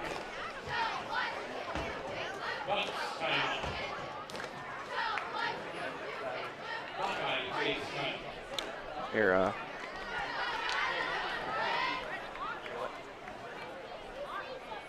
Timeout, Bucks. go ahead and talk. Bucks with a 21-7 lead here. 41.7 precise seconds left in the second period. The Bucks with the ball on the Conneaut 46-yard line. Just set it down. Won't be me. Teams are set after the timeout. Both teams with one timeout left. And we're ready to go. Ben, take her away. Okay, sorry about that. I was just making sure the camera had more juice. It was looking like it was fading out a bit. But we are good. It's been a very long game, especially with the delay we had. Marshall, yeah, nice move, cut back. Nathan Costner was tracking him, but dragged him down. Definitely. Rice and Costin in on the stop. Yep. And clock is stopped, I think. Clock is stopped with the change of downs. Yeah, 1st and 10. 25 seconds left now. See what they're going to do. High snap. And roll out. That was Barnes, To I think. McGivern. No, McGivern. McGivern. Yeah, McGivern's been involved a little bit. That was definitely his biggest pickup of the night. And good gain. They're down to about the 25. So it's going to be 1st and 10 at the 25. Only 7.9 to go, but they could technically throw it out maybe for a touchdown or kick it if Barnes has enough of a leg. They may try that. Right, they got to get a sideline pass and go out of bounds and then Yeah. time enough to kick a field goal. If there's enough time, sure. And they're calling another timeout. Of course, Let's see what the Bucks do. and snapback. May pulls it down Oh, he's in trouble. and shakes out, Gets out of it. between 2 or 3 defenders. And he's going to cut left, Oh, and he's got a little bit of a window, and now he's cutting right, Look at this. shaking several Conneaut defenders, and that's going to run it out, unfortunately. So, or fortunately for us, rather, he did not. Oh. And anyway, so runs out of time, and the Conneaut Spartans stop a near additional touchdown, and they're going to keep it at 21-7. We're going to keep it at 21-7. Thanks. And 21-7. That ends our half. We're going to take this brief timeout and come back for your Conneaut Save a Lot halftime recap. Stick around for that and second half play on 1360 WOW Sports.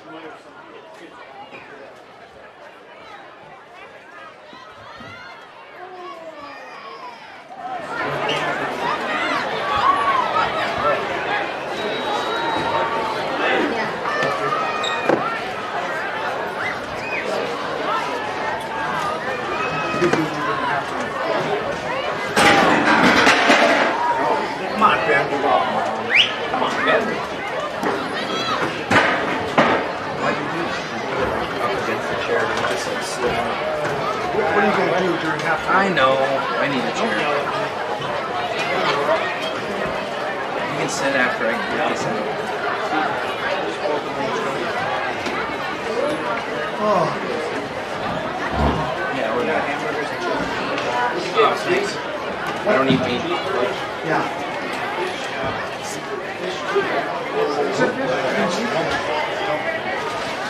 Right. Exactly. So me too. How are you?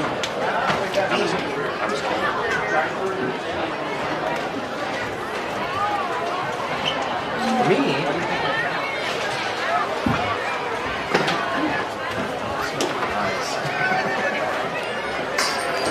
Oh my God. Why did they do it?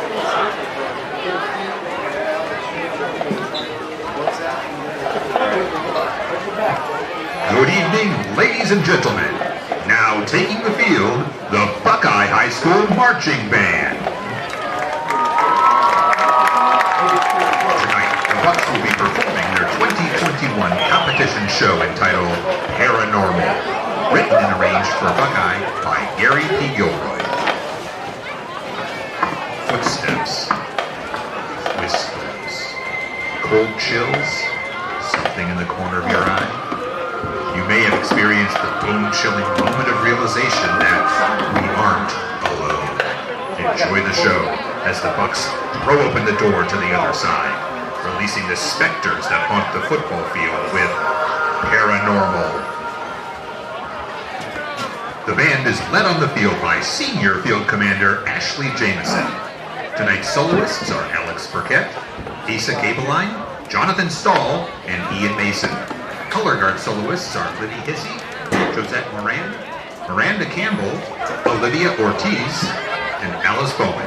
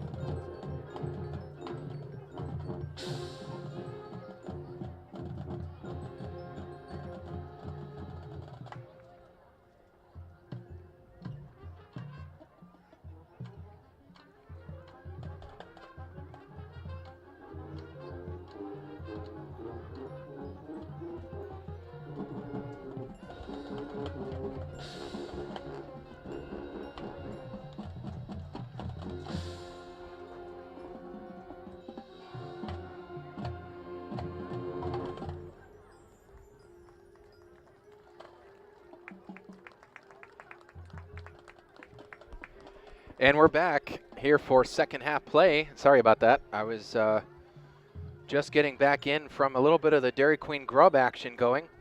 And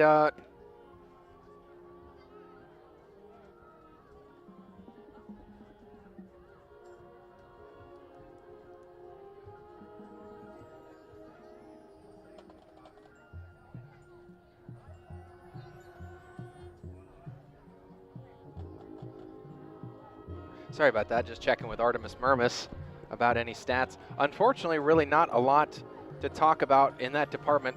The 7 points that Conneaut scored was on a defensive fumble recovery. That was by Ty Coville. Excellent pick up and run from about 10 yards out when Conneaut had the Bucks pinned at about the 15, and they tried to do a rollout play and lost yardage, and then it was stripped, sacked, and picked up by Ty Coville and ran it in for that 7 points. And that was really all about noting here. Thank you for joining us for our local Conneaut Save-A-Lot halftime recap, brought to you by local Conneaut Save-A-Lot store. Obviously great specials running all the time. We talked about those. Always different savings, not lower quality, just the lowest prices. Anyway, definitely a lot of changes going on tonight. Nathan Costin now declared the starting quarterback. A lot of anxiety definitely by him. First pass play that he threw out there was incomplete, kind of got the shakes a little jumpy, and overthrew Robert Hagstrom. First couple possessions did not look very strong at all. Really trying to rely on the back of Zach Rice to run it a lot. I just want to make sure too that we're online. Of course, we're still online. Okay, a little bit of latency issues. Hopefully nothing too much. If you have any comments about the stream or anything, any other suggestions. All right, I gotta plug the battery in. Can you get the battery from the backpack? Sorry about that. It is in the one side pouch in the backpack. Other than that, this one, I think. Thanks. Appreciate it. Just hang on with me real quick here. Keep watching the Buckeye band. Fantastic in their orange and black. Always looking great. Very good performers. Good school, big program. We knew this was a 4A program, so definitely a little bit harder to hang with than a team like Edgewood. But we knew we had our work cut out for us, and it's a good test to have early in the season, especially against other teams of this caliber, the magnitude.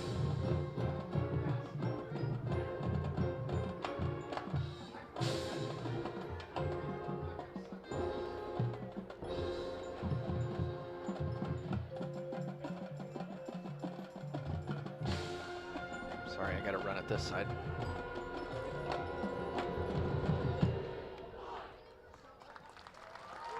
Is that okay?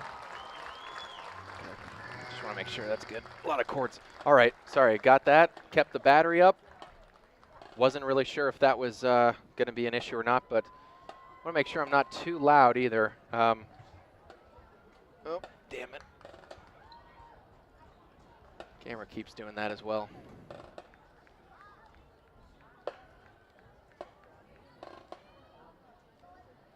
As of course, thank you for joining us for our first stream of the year and our second game of the year that we've covered on 1360 WOW Sports. I'm Ben Jarvie along with Steve Grant, Adam Fox in the University Hospital Conneaut broadcast booth, and at the 1360 WOW producer studio. Back in the studio we have Megan Lebzelder and Matthew Jarvie, of course, helping out with everything running out for you on the radio and the stream. So want to thank you for joining us tonight. And Steve, you're back. Thanks for making it back. Sorry, I didn't. I wasn't abandoning you. I was talking with Chuck. I saw you taking a nap, Steve. It's okay. We're gonna take it out of your. We're taking it out of your pay. That's an unpaid lunch. And, okay, well, the heck with a 2-week notice then on that stuff that we talked about earlier. Yeah, exactly. Do you get any scores? Do you have? Did you give the scores of high school? I didn't get to that yet. I was still just talking about the game and everything. We got about 10 minutes left. Okay. Really not a lot of good things. Did you get anything from Artemis at all? Like, No, the stats were pretty low. Zach is being held, and I mean, nobody's playing poorly. It's just that the Bucks' defense is just stifling them. And as I say, Coach Rocco's got to come up with I wouldn't say a different game plan, but he's got to adjust to what's going on in the first half. Don't you agree, Ben? definitely. The game's not out of control. It's 21-7. They're only down 14. Anything could happen. But the only touchdown they have scored was a defensive touchdown by Ty Colville. Yeah, by Ty Colville, sophomore, and that says a lot for the Buckeye Bucks defense. Yep, definitely. And I think it's a lot of question marks still. I think Nathan Costin filled in last week admirably, but in a game like this, you're going to need a little bit more out of your quarterback output, and it's just tough to ask for him to do that with about really, 5 starts under his belt so far. It's not fair to Nathan Costin to blame him for being behind 14 points. He's doing very good. He's doing very admirably. And when I say starts, too, I should say this is really his first start, technically, in varsity. Right. Games played, maybe he's been in like 6 games or so. He's filled in quarters here and there. Last year, a little bit for Jake Slayton. Late in the game when we had it, well in hand, or if we were trailing by a lot. But he filled in for a few drives, but that's about it. I'd say this is his first start, and he did complete a few. That one big catch where we had about 2 minutes left in the end of the second quarter to Zach Rice that was then called back for holding. Yes. That was a killer because that could have meant something. We were close to the 50, and then from there we could have had a few extra passes because we moved the ball up more after that, but we got called back so far. So that really stopped that drive in its tracks and then almost gave the Bucks a Sorry, we got a little bit of latency issues in the stream. We're at halftime, folks. Thanks for tuning in. Conneaut down 21-7 here as the Conneaut band plays before us. Yep. And thank you for joining us, of course. And hopefully a little bit more action here. We're only down 2 scores, so definitely if we can make some magic happen and a little bit more creative play calling by Rocco. He wasn't afraid to do it last year, but really, though, it had to be late in the game, and we were down a few scores for him to try anything really out of the regular playbook, really, that he wanted to give a shot to. So in either case, we'll see exactly what he has in store, but definitely got to try some things because this Bucks defense knows exactly what's coming, it seems like. It and really does. Zach Rice is definitely tired out there, so it's going to have to be someone else that's really coming up with the big plays going forward. But I think they're all tired, especially Zach Rice and Costin and some of the offensive players that did most of the play action things. But they're tired, and I think they're frustrated because after last week's game, when they scored so many points and came back in the second half, and it was very easy for them. And they're being frustrated this year. I mean, this half tonight with a tough Buckeye Bucks offense and defense. Key on these players if they can. They certainly have the talent, and Coach Rocco has got to come up with some plan here in the second half. Exactly. Which I think he will, and we'll see. In exactly. about 5 minutes, yeah. Yep. Other than that, let's get into some recap of scores around the league. Okay. Carolina Panthers, they're up on top of the Pittsburgh Steelers 10-0. That's always good. Good. It's only preseason, but anytime the Steelers lose, I enjoy it. We enjoy it all the time here in Browns country, of course. Jefferson beating Harvey Red Raiders 16-13. Close game. Close game, definitely, but Jefferson really looking to win that one. The big one tonight we've always been following. Menor over St. Ignatius 21-13 in the third. Ooh. So Ignatius coming back. Okay. Trying to answer back. It was 21-7. So they're trying to crawl back into it. We'll have that score at the end of the game as well for a final recap.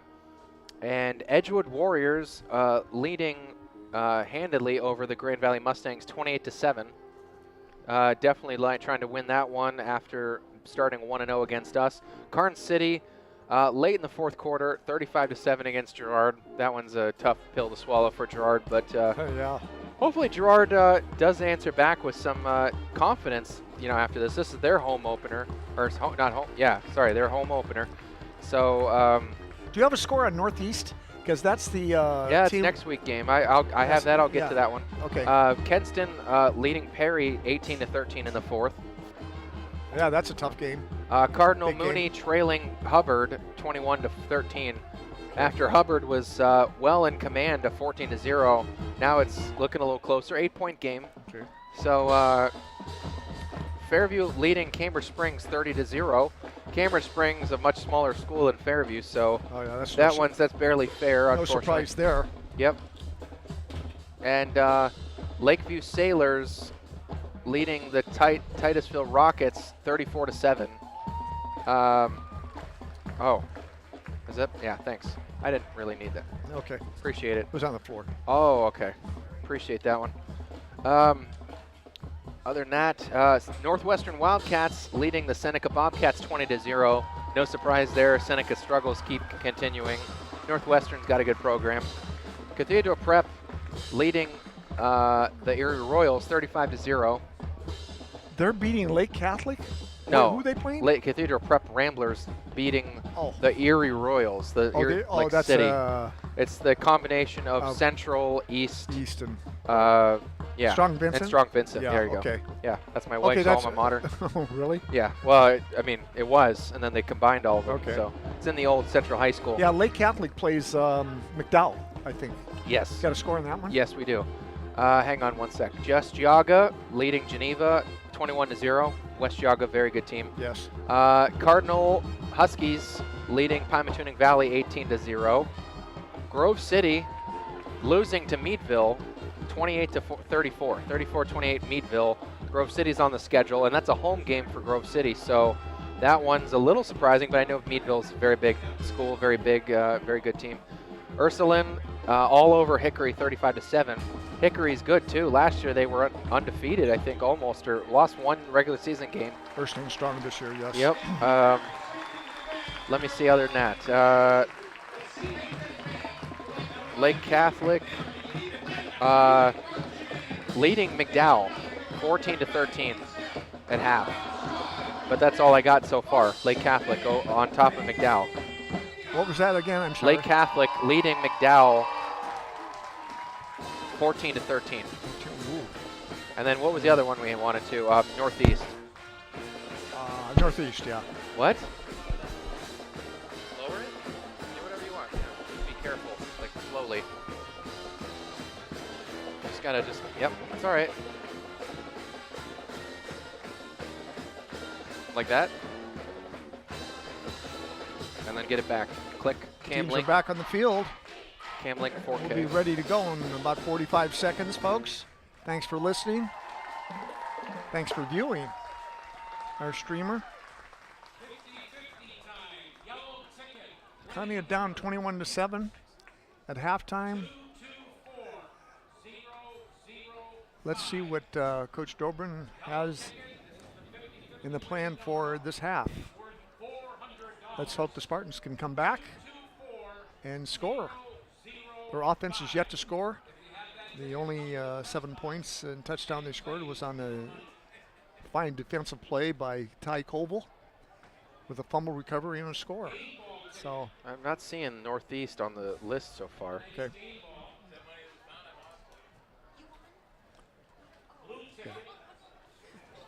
Yeah, next week. Oh, there we go. Against Laurel. Laurel's all over them, 49-0. Really? 49-0. Is Laurel that? Where's Laurel from? Newcastle. Oh, Newcastle. Yep. Okay. Wow. So yeah, they're very good. That's down in that regional Butler and them south of Slippery Rock and all that. Okay, so that's So, deceiving as far as yeah. what kind is going to be playing Northeast. Okay. So anyway, at least that might be promising that no offensive output for Northeast against Laurel at all. At least we've got 7 against a very strong Medina team tonight. So Bucks are playing a very superior game so far. exactly.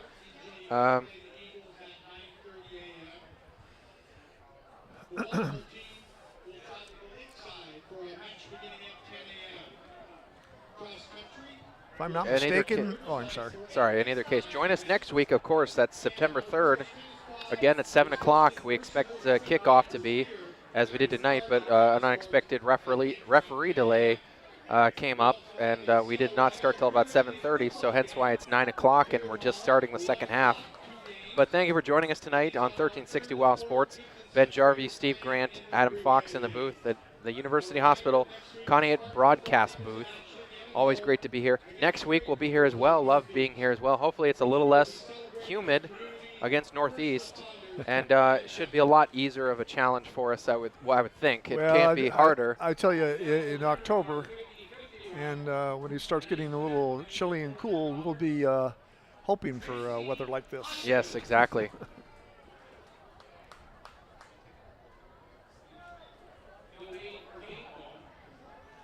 Click. Hey, I've been corrected. The tennis match is at 11 a.m.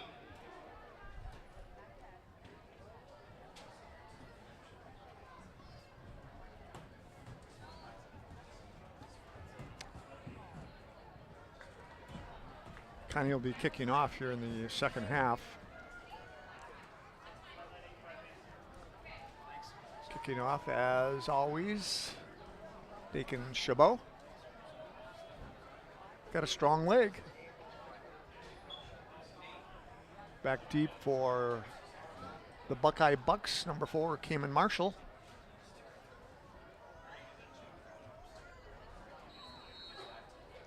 And here we go. Take her away, Ben. Okay, sorry about that. Just making sure the stream's as top quality as it can be. I know we've had a little bit of latency issues, but does AJ know what he's doing? yes, It seems to be he's completely confused here. No, he's excellent. I'm He's the just best kidding. we got, I'm just because kidding. he's the only one we got. But he's the best we got. And kickoff and a roller back up. Marshall. That's Marshall, scooped it up again. The Bucks going to have this ball at the 30-yard line.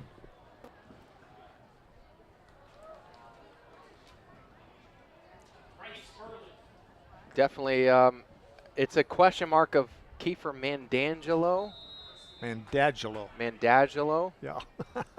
Well, in either case, Kiefer M., if he is going to be out long term, it's not only causing pressure on Nathan Costin to be quarterback, but it's also taking away one of our good wideouts as well, too. Absolutely. Yeah, last year he was great for us out It's a big playing, loss. playing Yeah. wideout. And the run by Barnes, again, Barnes starting out where he left off, first quarter. Hit by Rice and, of course, my buddy, number 24, Wyatt Payne. Wyatt Payne. What a great football name. Yep.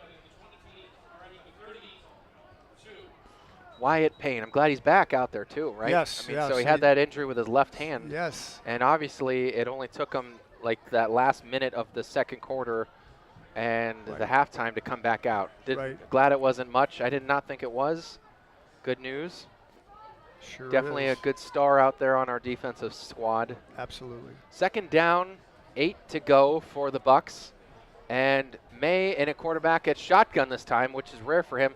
And he's going to hand it off on the sweep draw to Marshall, who really lost a yard there. Dacon Chabot with that excellent stop, plugging that hole. Better defensive job to just kind of move the defense over. Just shift them a little bit, you know what I mean? If you know they're going right, just shift them a little early, you know? Yeah. Try not to telegraph it too much, but just kind of keep them moving, you know? Right. I mean, this is a fast team, so you got to know where they're going before they go there, unfortunately. Yeah, you got to anticipate. Absolutely.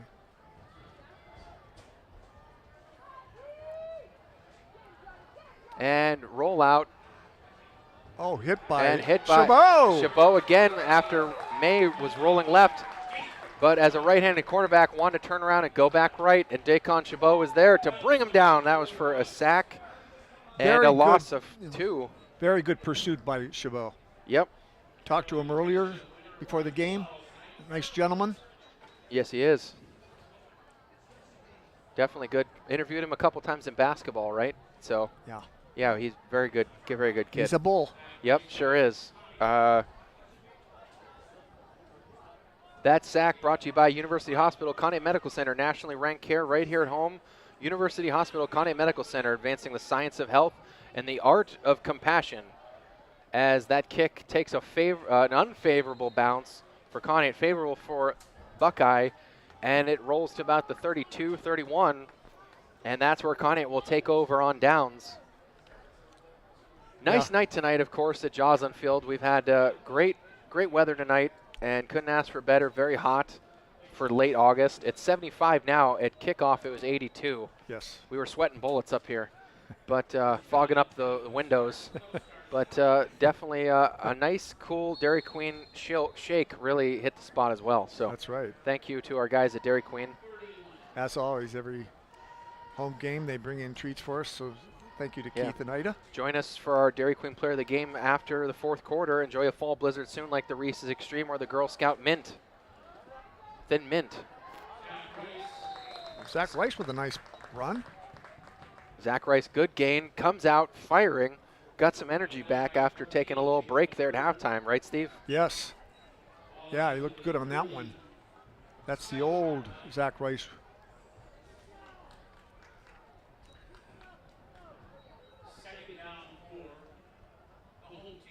Second down and 4. Good gain of 6 there, maybe even 7.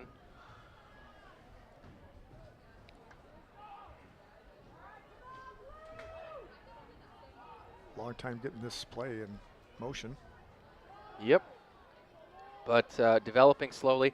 Nathan Costin in a shotgun, and he's going to hand it off to Zach Rice, who shakes a little bit and cuts up left right off the tackle.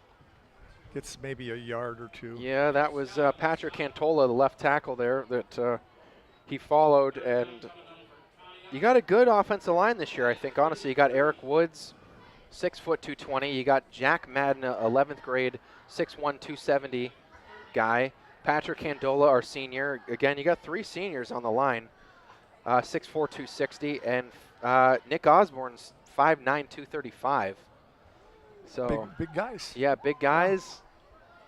And I think last year we didn't have as much of that. I mean, Nick and Patrick and Eric were juniors, so. And the fake handoff, and it goes back to Zach Rice. Ben Barnes was trying to rip the ball out, but could not succeed. And it's a first down. First down. Zach Rice again, just keeping it every play. And Dacon Chabot is going to check in for Zach Rice. So Dacon's going to run a lot too. He's kind of more of a fullback, but very big guy. I mean, 5'11", 240. Yeah. So it looks like he could play fullback in the NFL tomorrow. You know, I mean, just looking at him. So yeah, he's a strong kid. Yeah. And give to him. And he's got some agile feet, but unfortunately a couple big hits down low. They know how to bring him down. That was number 26. I think that's Orient. And Ben Barnes, too. And Ben Barnes again. James Orient. Yeah, I think that's about the only way you can bring Chabot down. Brock Markham.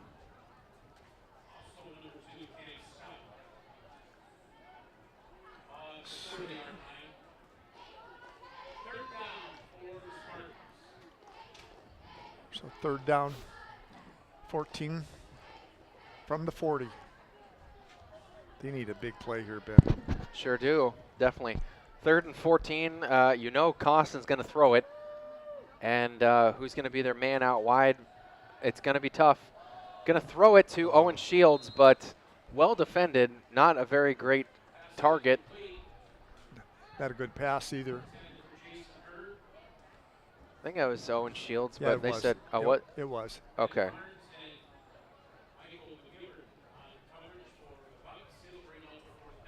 Fourth down, yeah, great coverage by, yeah. I think it was number 80 that time. I'm not sure if that was it or not. Jacob Lowry. And McGivern was in on it too. McGivern, yep, great coverage.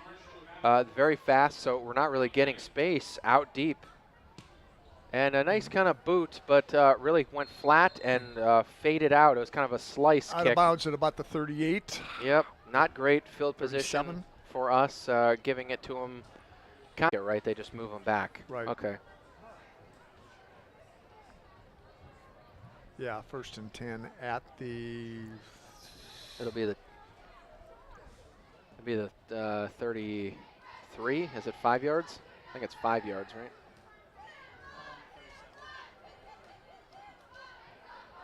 Or is it 10? I think it's 10. It's yeah. 10? Okay, so it'll be at the 27. Okay. Yeah. A lot better then. That works out for us. I can say at least that Conneaut has not had, except for that one early encroachment penalty, right? One of the on the first defensive drive. That's that's all they've gotten so far is that one penalty. And a handoff to Barnes, who shakes loose again. Stiff arms. And, yep. On the play again. Ty Koval. Moses Schwartz tried to wrap him up, got him back down near the 30, but shook loose of that, and that's a first down as well. About 6 minutes left to play here in the third quarter, 21-7. Buckeye Bucks ahead of our Spartans. And the Bucks with the ball. Yep. 1st and 10 at their own 40.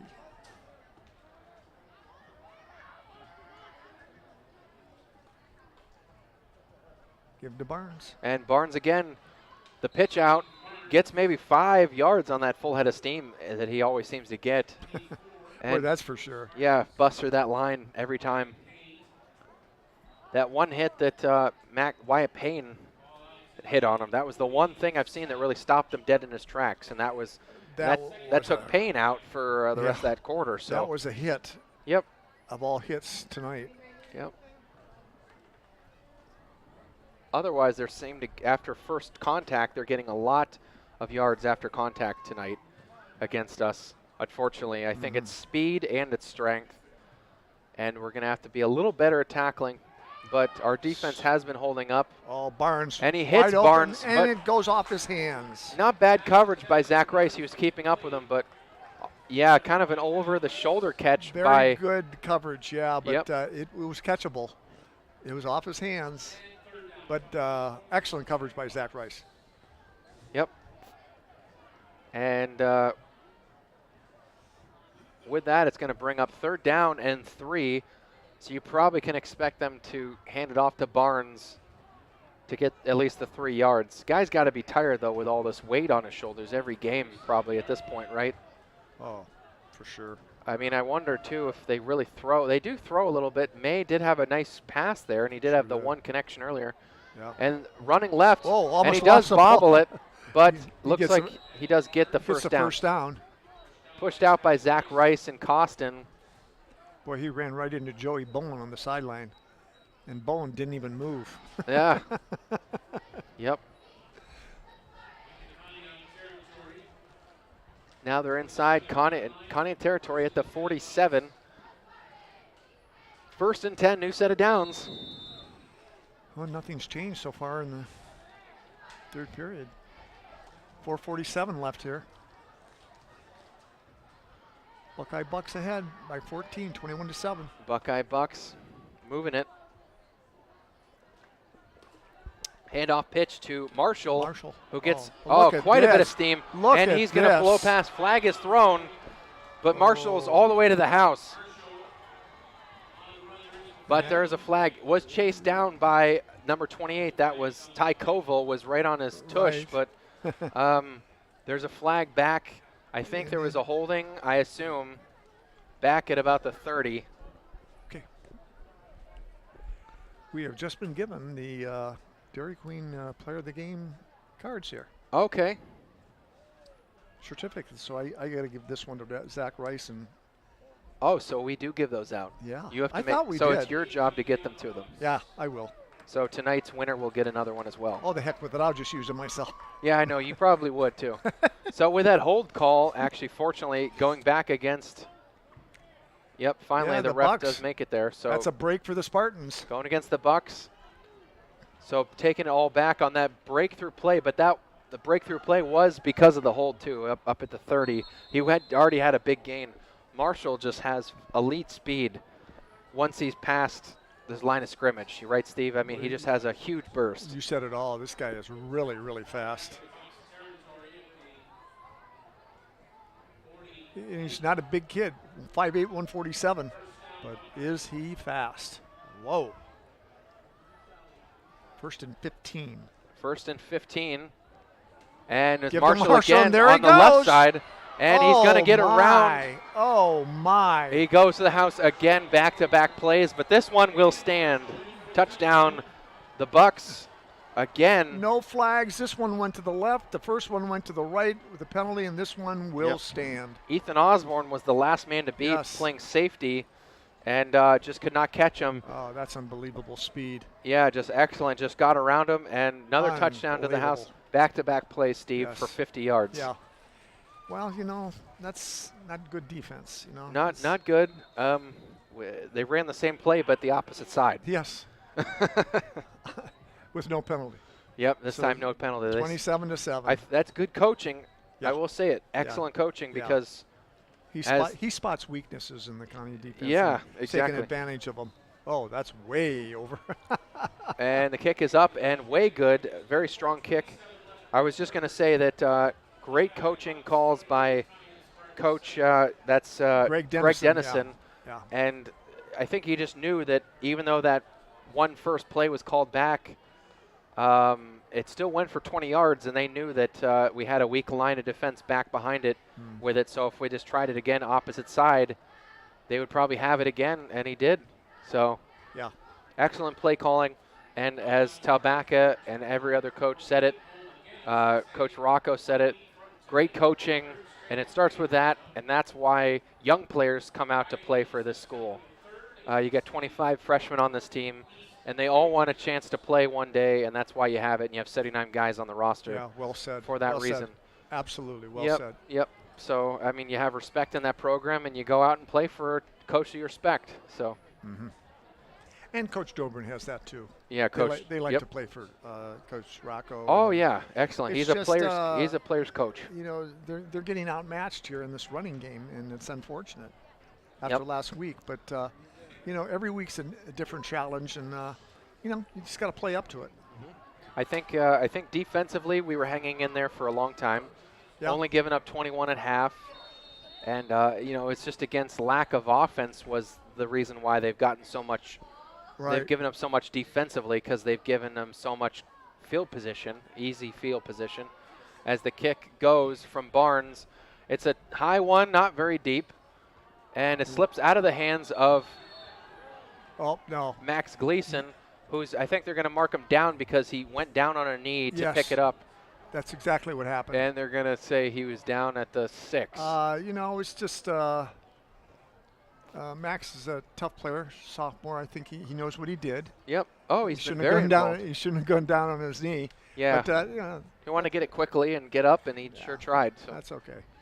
And you know what? very Max important. Gleason, you know, for a 10th grader, he's been very active tonight. He sure has. And we mentioned his Defensively. name many times, and he's getting a lot of playing time. And Yep. I like his game. I really Defense, do. special teams, he's been very, very involved in the play calling as a sophomore, Mm-hmm. and you expect him to be maybe the next Anthony Nunes of sorts, maybe Yeah. like a good outside corner, has good coverage and good speed, and also can return kicks. There you go. Yep. There you go. And Oh. the handoff to Rice, and he's actually dragged down for a loss, which is not good since you're already at the 6 and you get dragged down for another yard. They threw it to the referee, but he wasn't looking that way. So, Almost got hit in the head. yeah, here you go. Anyways, they're really backed up now, Ben, and this is not good. Yep, deep in their own position, in their own. And they lost a yard on that play. Yep. Oh, they got to get out here. They get some yardage here. They're way backed up. 5-yard line. Yep. 5. Yep. And he's rolling right. He has no room to really No. throw it. Does get it out, but not complete to Jason Hurd, who ran a slant route and very tight coverage as well. And Nathan Costin was just flushed out of the pocket immediately. Yeah, Couldn't no- take the safety. Not the best pass either. It was a little low, but you know, he was under the gun. Under the gun, definitely. What can you do as a young guy? Right, he you had, know. he had to get rid of the ball, and Yep. now it's 3rd and 11. It's so quiet tonight. Yep. We had a little bit of energy there with the fumble. Yeah. You know, after the first quarter, Right. and then they tied the game up. Not much to cheer about. And then a little bit of activity there on some of those drives and those catches in the second quarter late, and that's about it. Have quite a crowd tonight, though. Good crowd. Good crowd. Haven't had this in a long time, so we've missed it. Yeah, that's Timeout, Conneaut on a 3rd and 11. 3:35 left here in the third. 28-7 now. The Buckeye Bucks over our Spartans. Here at Jocelyn Field on a beautiful August night for football. Exactly. Excellent tonight. And You know, back in the day, high school teams generally didn't play until after Labor Day. what was that? Back in the day, high school teams generally didn't play until after Labor Day. Oh, yes. Yes, And- exactly. And I said last week, if you were here, you would have known. I know you had to go to that concert, Green Day concert. If you were Anyways, here, and I did a little research in the history of the school. Is the earliest opening day game in Conneaut High School history. last week, August Thursday. 19th. Yeah. August 19th had to be. Yeah. Oh yeah. I was surprised myself when I found out about it. I'd already had the concert tickets purchased in hand, and Oh yeah. oh yeah, and a Thursday night too. I mean, I was okay with Friday, expecting it possibly to be a Friday if necessary, and turned out to be Thursday. A lot of sporting schedules have changed. You enjoyed yourself. So Yeah, oh, yeah. That's what counts. Oh yeah, With your wife. and Whoa. third down, and the pass is complete to Robert Hagstrom. Yes. And the Nathan 8. Koskin was hit hard, and he's still laying down, hit by number 58 for, it looks like 58 for the Bucks. Isaiah Gerdeman. Yeah. Nobody hurt on that play, so. Isaiah Gerdeman, yeah, big guy, defensive tackle. And Oh. fortunately, at least Kostin gets up on his own power, and he's going to be all right. Fourth Chabot- down and long for Chabot to punt, and they're going to have great field position unless he punts this ball 70 yards. he doesn't really get a running start either. Yeah, not a bad punt. They get a Conneaut bounce to about 49. 49, almost to midfield. So, you know, with where he was standing, it was about a 50-yard kick. He was about at the end zone. So, Yeah. good kick with the roll. So, anyway, Dacon definitely going to be taking over duties at kicker. One guy we've missed this year, since last year, is Joey Merlin. Oh, You know, really had an exceptional year. Last year, I'll say especially that year 2 years ago, the 2019-2020 season was special where he yeah, only, you know, I've watched Conneaut for a long time, and there have been good kickers through the years, but I don't think I've ever seen a kicker as good as Joey. yeah. Of course, soccer-style kicker. He plays sides of the ball.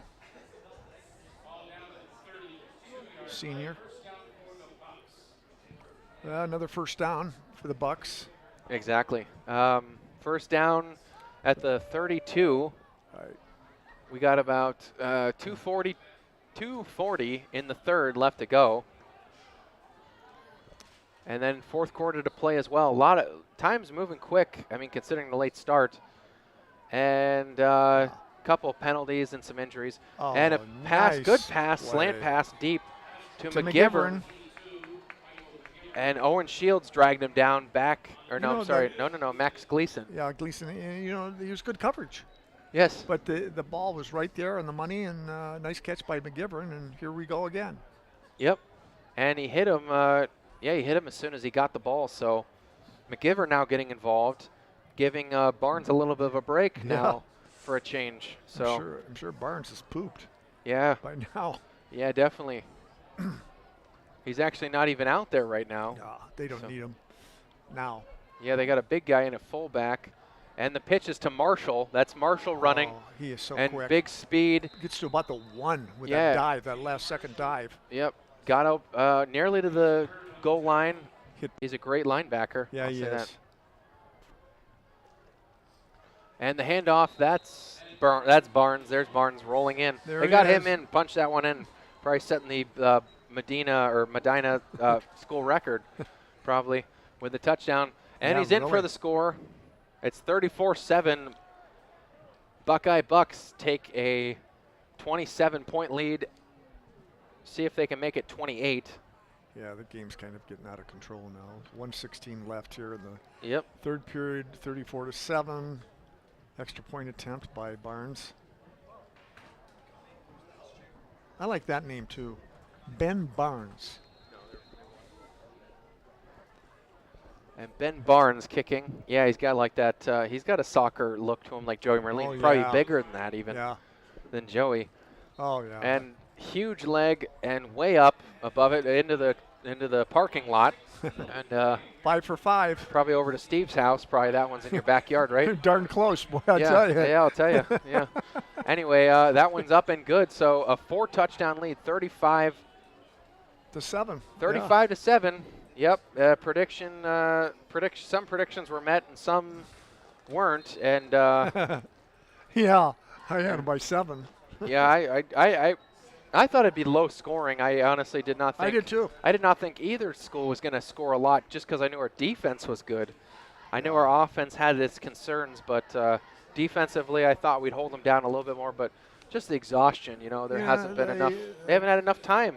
Conneaut just didn't have the answer to Barnes and Marshall and some others. They're just being outplayed tonight, and that happens, and they've got to learn from it. And they will. They will. They will, It's definitely. like in high school football, every game is a challenge. Exactly. And it's how you accept and meet that challenge that determines how far you're going to go. Exactly. And it builds character, too. Yep. And Ben is eating his burger right yeah, now. I'm looking for the Conneaut Save a Lot thing, flyer. Yeah, we need a commercial Okay. here. Yeah. 1:16 left as Barnes begins his kickoff here. Oh, nice kick. And Goes yeah, into the down end deep, zone. rolls into the end zone. For a touchback, so Conneaut will take over. 1st and 10 on the 20. Yep. 1st and 10 at the 20. They'll take over. We'll see if Barnes can add to his total tonight. But maybe tonight now, maybe try some experiments. Maybe Costin comes out. Maybe try someone else at quarterback. Might as well. They have nothing to lose. We have nothing to lose. I don't know who you'd have. I know Kiefer will be the quarterback maybe when he comes back. Well, listed on the roster is Bryce Sperlin is a quarterback, 6 Okay. foot 180, a sophomore. So Yeah, maybe get him. number 13. So we'll see if he gets a chance. We don't know. Yep. Maybe Zach Rice throws a few. I don't know if they want to get him Oh. back there, but He's in big trouble. Oh, and Rice, the ball carrier, was driven way out. Oh no, I'm sorry. That was Nathan Costin was driven out. Sorry. yeah, by James Orient, number 26. Yeah, it looked like Rice, but it was Costin. Yeah, it was Costin. Just getting driven all over the field. Less than a minute to play Yep, less than a minute in the third. in the third. This seems like it's been a very fast-paced game, but A lot it's- of running. A lot of running, but also it seems kind of slow though now. You know what I mean. Yeah. A lot of penalties to mostly on Medina, which helped us a little bit, but on all spurts. Had a couple bad penalties for Conneaut, but nothing super major. Had the encroachment and then that one holding, and that's about Right. it. So they played well coached. Rocco did have them prepared, but the game plan did not go perfectly to plan. So They're on about the 1 yard line. It's got it listed as the 3, but it looks like the 1, maybe the 2. Anyways, Yeah. they're 3rd and 27 now, and they're going to let the clock run out here in the third. Yep. And that will run out the third quarter clock. And we'll go into the last quarter with a score 35 for the Bucks and 7 for your Conneaut Spartans. Stick around for fourth quarter play and, of course, our Dairy Queen player of the game coming up after that, after these important messages. Take this brief time out on 1360 WOW Sports. Yeah, pull it up, bud.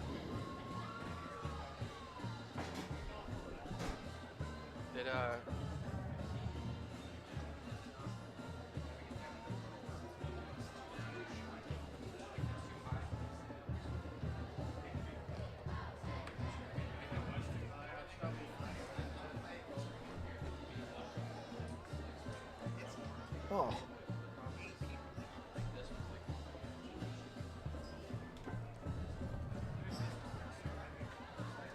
Oh.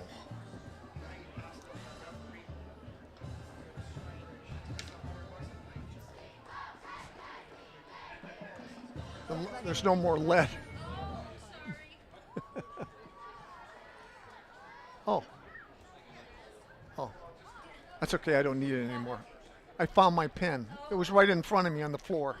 Figure. Ha! Thanks anyways.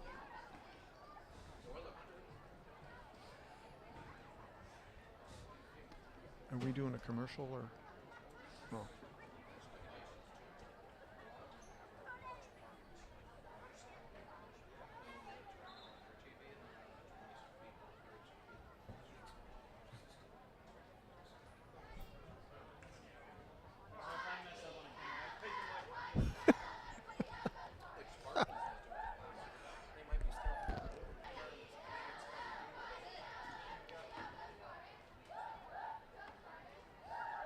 Okay.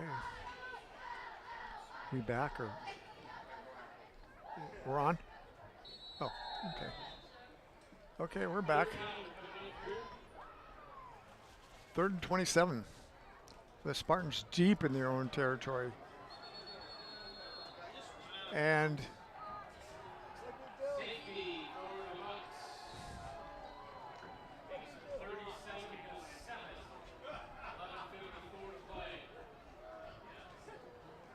Steve, what was that exactly? Did he run out of bounds in the end zone? That's a safety. That's a safety? Well, Yeah. I know not long ago I was talking about Conneaut getting a safety against them. I was I was getting my thoughts, and yeah, he ran out of bounds in the end zone. Well, he'll learn from that, but that is 2 points, so it's now 37-7. The Bucks with 6 seconds gone in the fourth quarter. But Nate Costin has some growing pains tonight, unfortunately, as quarterback. Oh, but yeah. It's been a tough team, Steve. You know, it really has. Yeah, It just yeah. is. Well, And and Nate's done a good job, and the pressure was on him, the rush was in, and I think he was thinking he was not in the end zone, and he ran out of bounds, which would have been a good play, a smart play, but he was in the end zone, so it cost him us 2 points. Yeah. I mean, you got. So they'll have the opportunity to kick or punt from the 20-yard line, and it looks like Chabot is going to punt it. Kick it. Kick it, off the tee. So that'll work. But, next week, hopefully at Northeast, we'll give them a little bit less of a fit. But after that, though, you got Grove City, Hickory, then you got Girard, so that at least will be a little easier. But you got Grove City and Hickory away as a return. There's a little bit of fighting, too. And McGivern. And there's a flag. Not sure if they're calling it on McGivern. A little bit of unsportsmanlike conduct. Or Osborne. I don't know. No, they called it on McGivern. Oh, did they? Yep. Oh, they did. That's against Medina. Okay. But this is at home, too. So you got Grove City away, Hickory away, Slippery Rock at home, Sharon away, Fort LaBeouf away. You got some really tough teams with great defenses. Yeah, it's going to be it's going to be a rugged schedule here. Big lines on defense and offense. Yep. But definitely got some winnable games, definitely still. Sure. And some good games at home to watch, definitely, too. Next week, of course. Definitely joining us on Friday, September 3rd at home, 7 o'clock kickoff as well against the Northeast Great Pickers of Pennsylvania. Chabot kicked off from the 20, and with that penalty, they're off the 20, their own 25. Oh, yeah?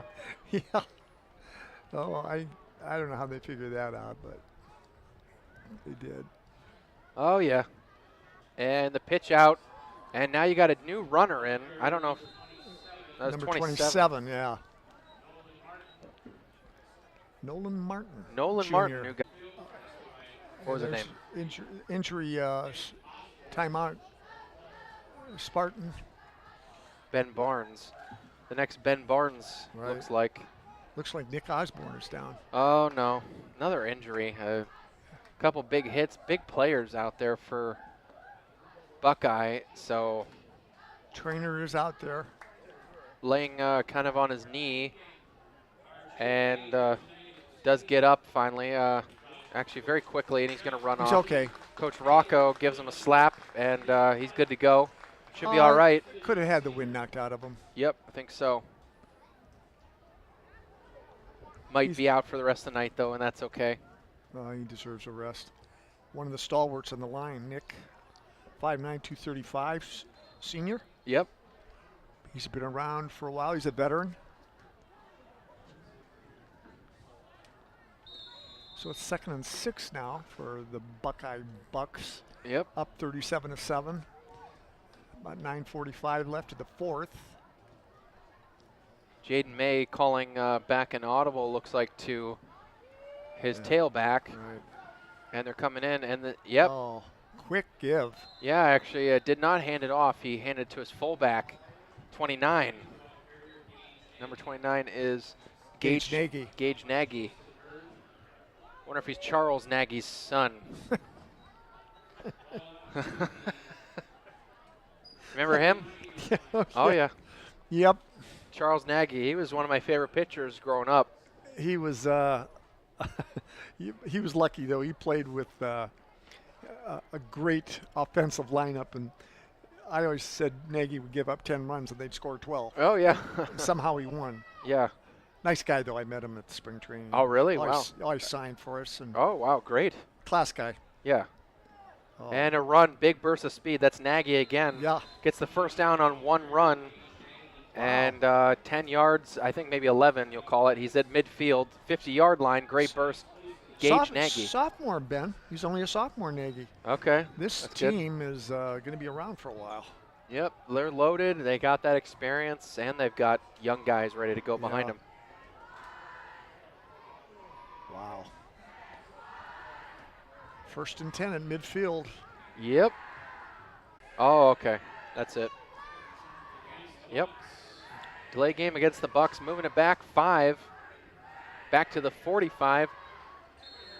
7:40 left to go in the game. And moving. Yep.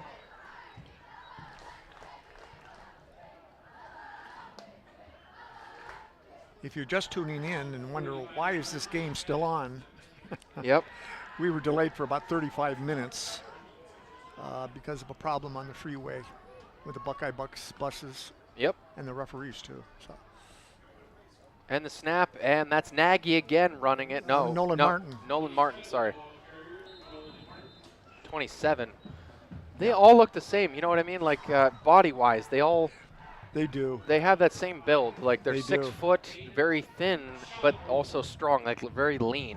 I don't know if it's just me or these numbers. Of course, I didn't bring my binoculars, which I should have. These numbers are hard to pick up. Yeah, for them. Our numbers aren't For easy ours, either. for ours, Ours, yeah. both teams. Especially our away jerseys with the gold and the Oh, white. they're hard to pick up. That's a hard one. I think the blue ones are pretty okay. I'm going to file a grievance with Well, the I'm- National Association of Broadcasters. I'm sure they'll take that and throw it out. yeah. Oh, and a fumble.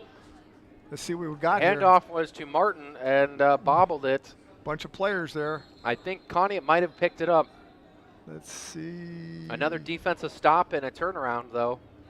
No. Turnover? Nope. Nope, recovered by the Bucks, so no think- break there, but a gain of 0, though, after I think Gage Nagy recovered it. I think Mm-hmm. number 29. So it'll be 3rd down and 13. Still right there, just a little under midfield. They're about the 47. They've been there for about a year and a half now, it seems like. But 47-yard line, 3rd and 13. Trying to get Nagy and Martin involved in the offense. And Jaden May still under center hasn't really thrown in quite some time. And the handoff is to Nagy. Yep. And picks up a few, but definitely well short of the first down. Just past midfield, about the 49 of the Conneaut territory. Stopped by Hagstrom, and I think it was all Hagstrom there, maybe someone else, but you can feel a little bit of a rivalry tonight between the two of them. I mean, it hasn't been a close game in a while, but a little bit of tension tonight, you know, I mean, between the two of them. Yeah, scrappy, but nothing dirty. No, definitely not. That one penalty. That one penalty, or that one play, though, where they had 3 penalties all in one play, though. That was something. Yeah. I mean, a late hit, Yeah. a dirty block. You know, it was all on Buckeye on that play, unfortunately. And I think I think they remember that. The players are thinking about that one play. Not a good one. Anyway, the kick by Barnes. No, that was Marshall. Was it? Yeah. Okay, I thought it was Barnes. Okay. And both of them are leaving. Good kick, but not bad field position. They're just at the, probably the 20, I'll say. Yeah, 4:33 to play. No, they're well past. Okay, they're way before the 20 there. They're at the 14-yard line. So first down for Conneaut Spartans at the 14. Of course, stick around for the Conneaut, or I'm sorry. Well, we already did the Conneaut Save-A-Lot halftime recap. The Dairy Queen Player of the Game coming up, brought to you by our local Conneaut Dairy Queen. Scrumptious lunch we had there at halftime. It's got to be Ty, I think. Ty definitely had a great first half. Yeah. Haven't seen him a lot lately. No. And Zach Rice breaking out. Look at this. Trying to take it all away. Ooh. And a good 15-yard pickup for Zach Rice. Stopped by Frankie Sabenkera. There you go. And just like that, you see Conneaut starting to make moves and get back into it and put another touchdown on the board. Injury timeout. We got another. Buckeye Buck. It's a Buck. He's grabbing his ankle or his knee. Yeah. Left knee. Not sure the number. Yeah, we're not sure yet which player it is, but he's 37? 36, yeah. Or 26, maybe. 26 was playing a lot earlier. Orient. 26 was playing. I don't know. No, it's 36. Okay, it is 36. Camden Camden Grisanti, who's a 10th grader. Well, he gets up and a little bit of a limp, but walking on his own, so that's always good. Definitely probably just a bit of a sprain. Hopefully. But they're so deep on this team that they'll just put another guy in place of him. And that's for sure. And he'll be back in a few weeks and have his spot back probably. And 28.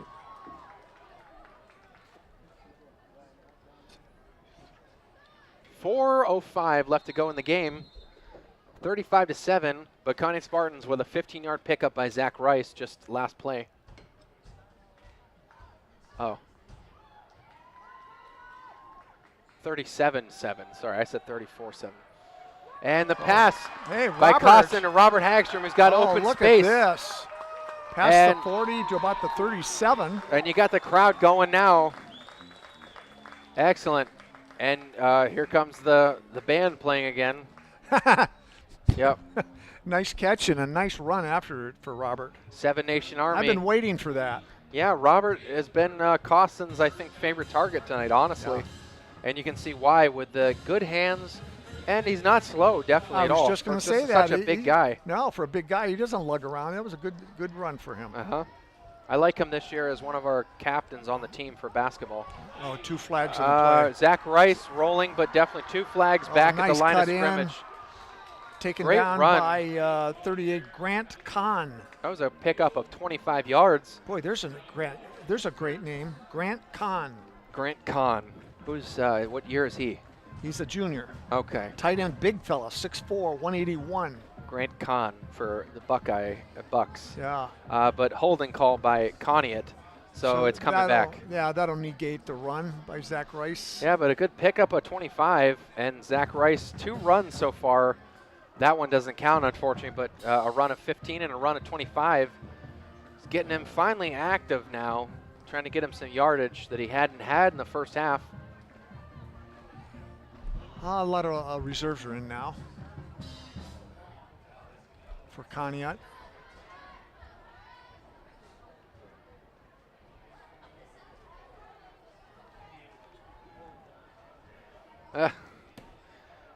What? My dad just texted me a joke, but I can't say it online. But anyway, I'm Okay, sure he's a Matt. good kid. Yeah, I can't say that one. Anyway, I'm sure it's Matt, you filthy. Yep. Anyway, Matt, 1st and 20 after the hold call. less than 2 And minutes to go. Costin, screen there's pass. my man. That's Payne, and stays Wyatt up on Payne his feet. Still up on his feet, still going to what, the 30. Way to go, my man. Wyatt Payne, after he left in the second quarter with an injury, picks up with that screen pass. Looks like he could be a good running back. Oh, yes. You know, like kind of a scat back kind Wyatt of guy. Payne was named after Wyatt Earp. Really? No, I just made that up. Okay. Well, you seem like you knew him well, so I figured. I was going to ask him that. Wyatt Earp Payne. Next week, he probably doesn't even know who Wyatt Earp is. Oh, no. His parents do. That's a nice flip pass to Owen Shields. Yeah. Shields, and he cuts back left. And hit by 38. No, Grant Kahn. It's 88. Oh, I'm sorry. You're It right. was 88. See, they're hard to. Anthony Kruk. Yes. Nephew of John Kruk, played for the Philadelphia Phillies. Yeah. John Kruk's son. Yeah. Under a minute left. You got 40 seconds left to go. And running. And the clock is ticking. Ball's at the 33. Conneaut with 3rd and 5. They want to try to get something going, get the first down, and maybe put it in. The Buckeye Bucks 37. Wrap up with a little coverage for it.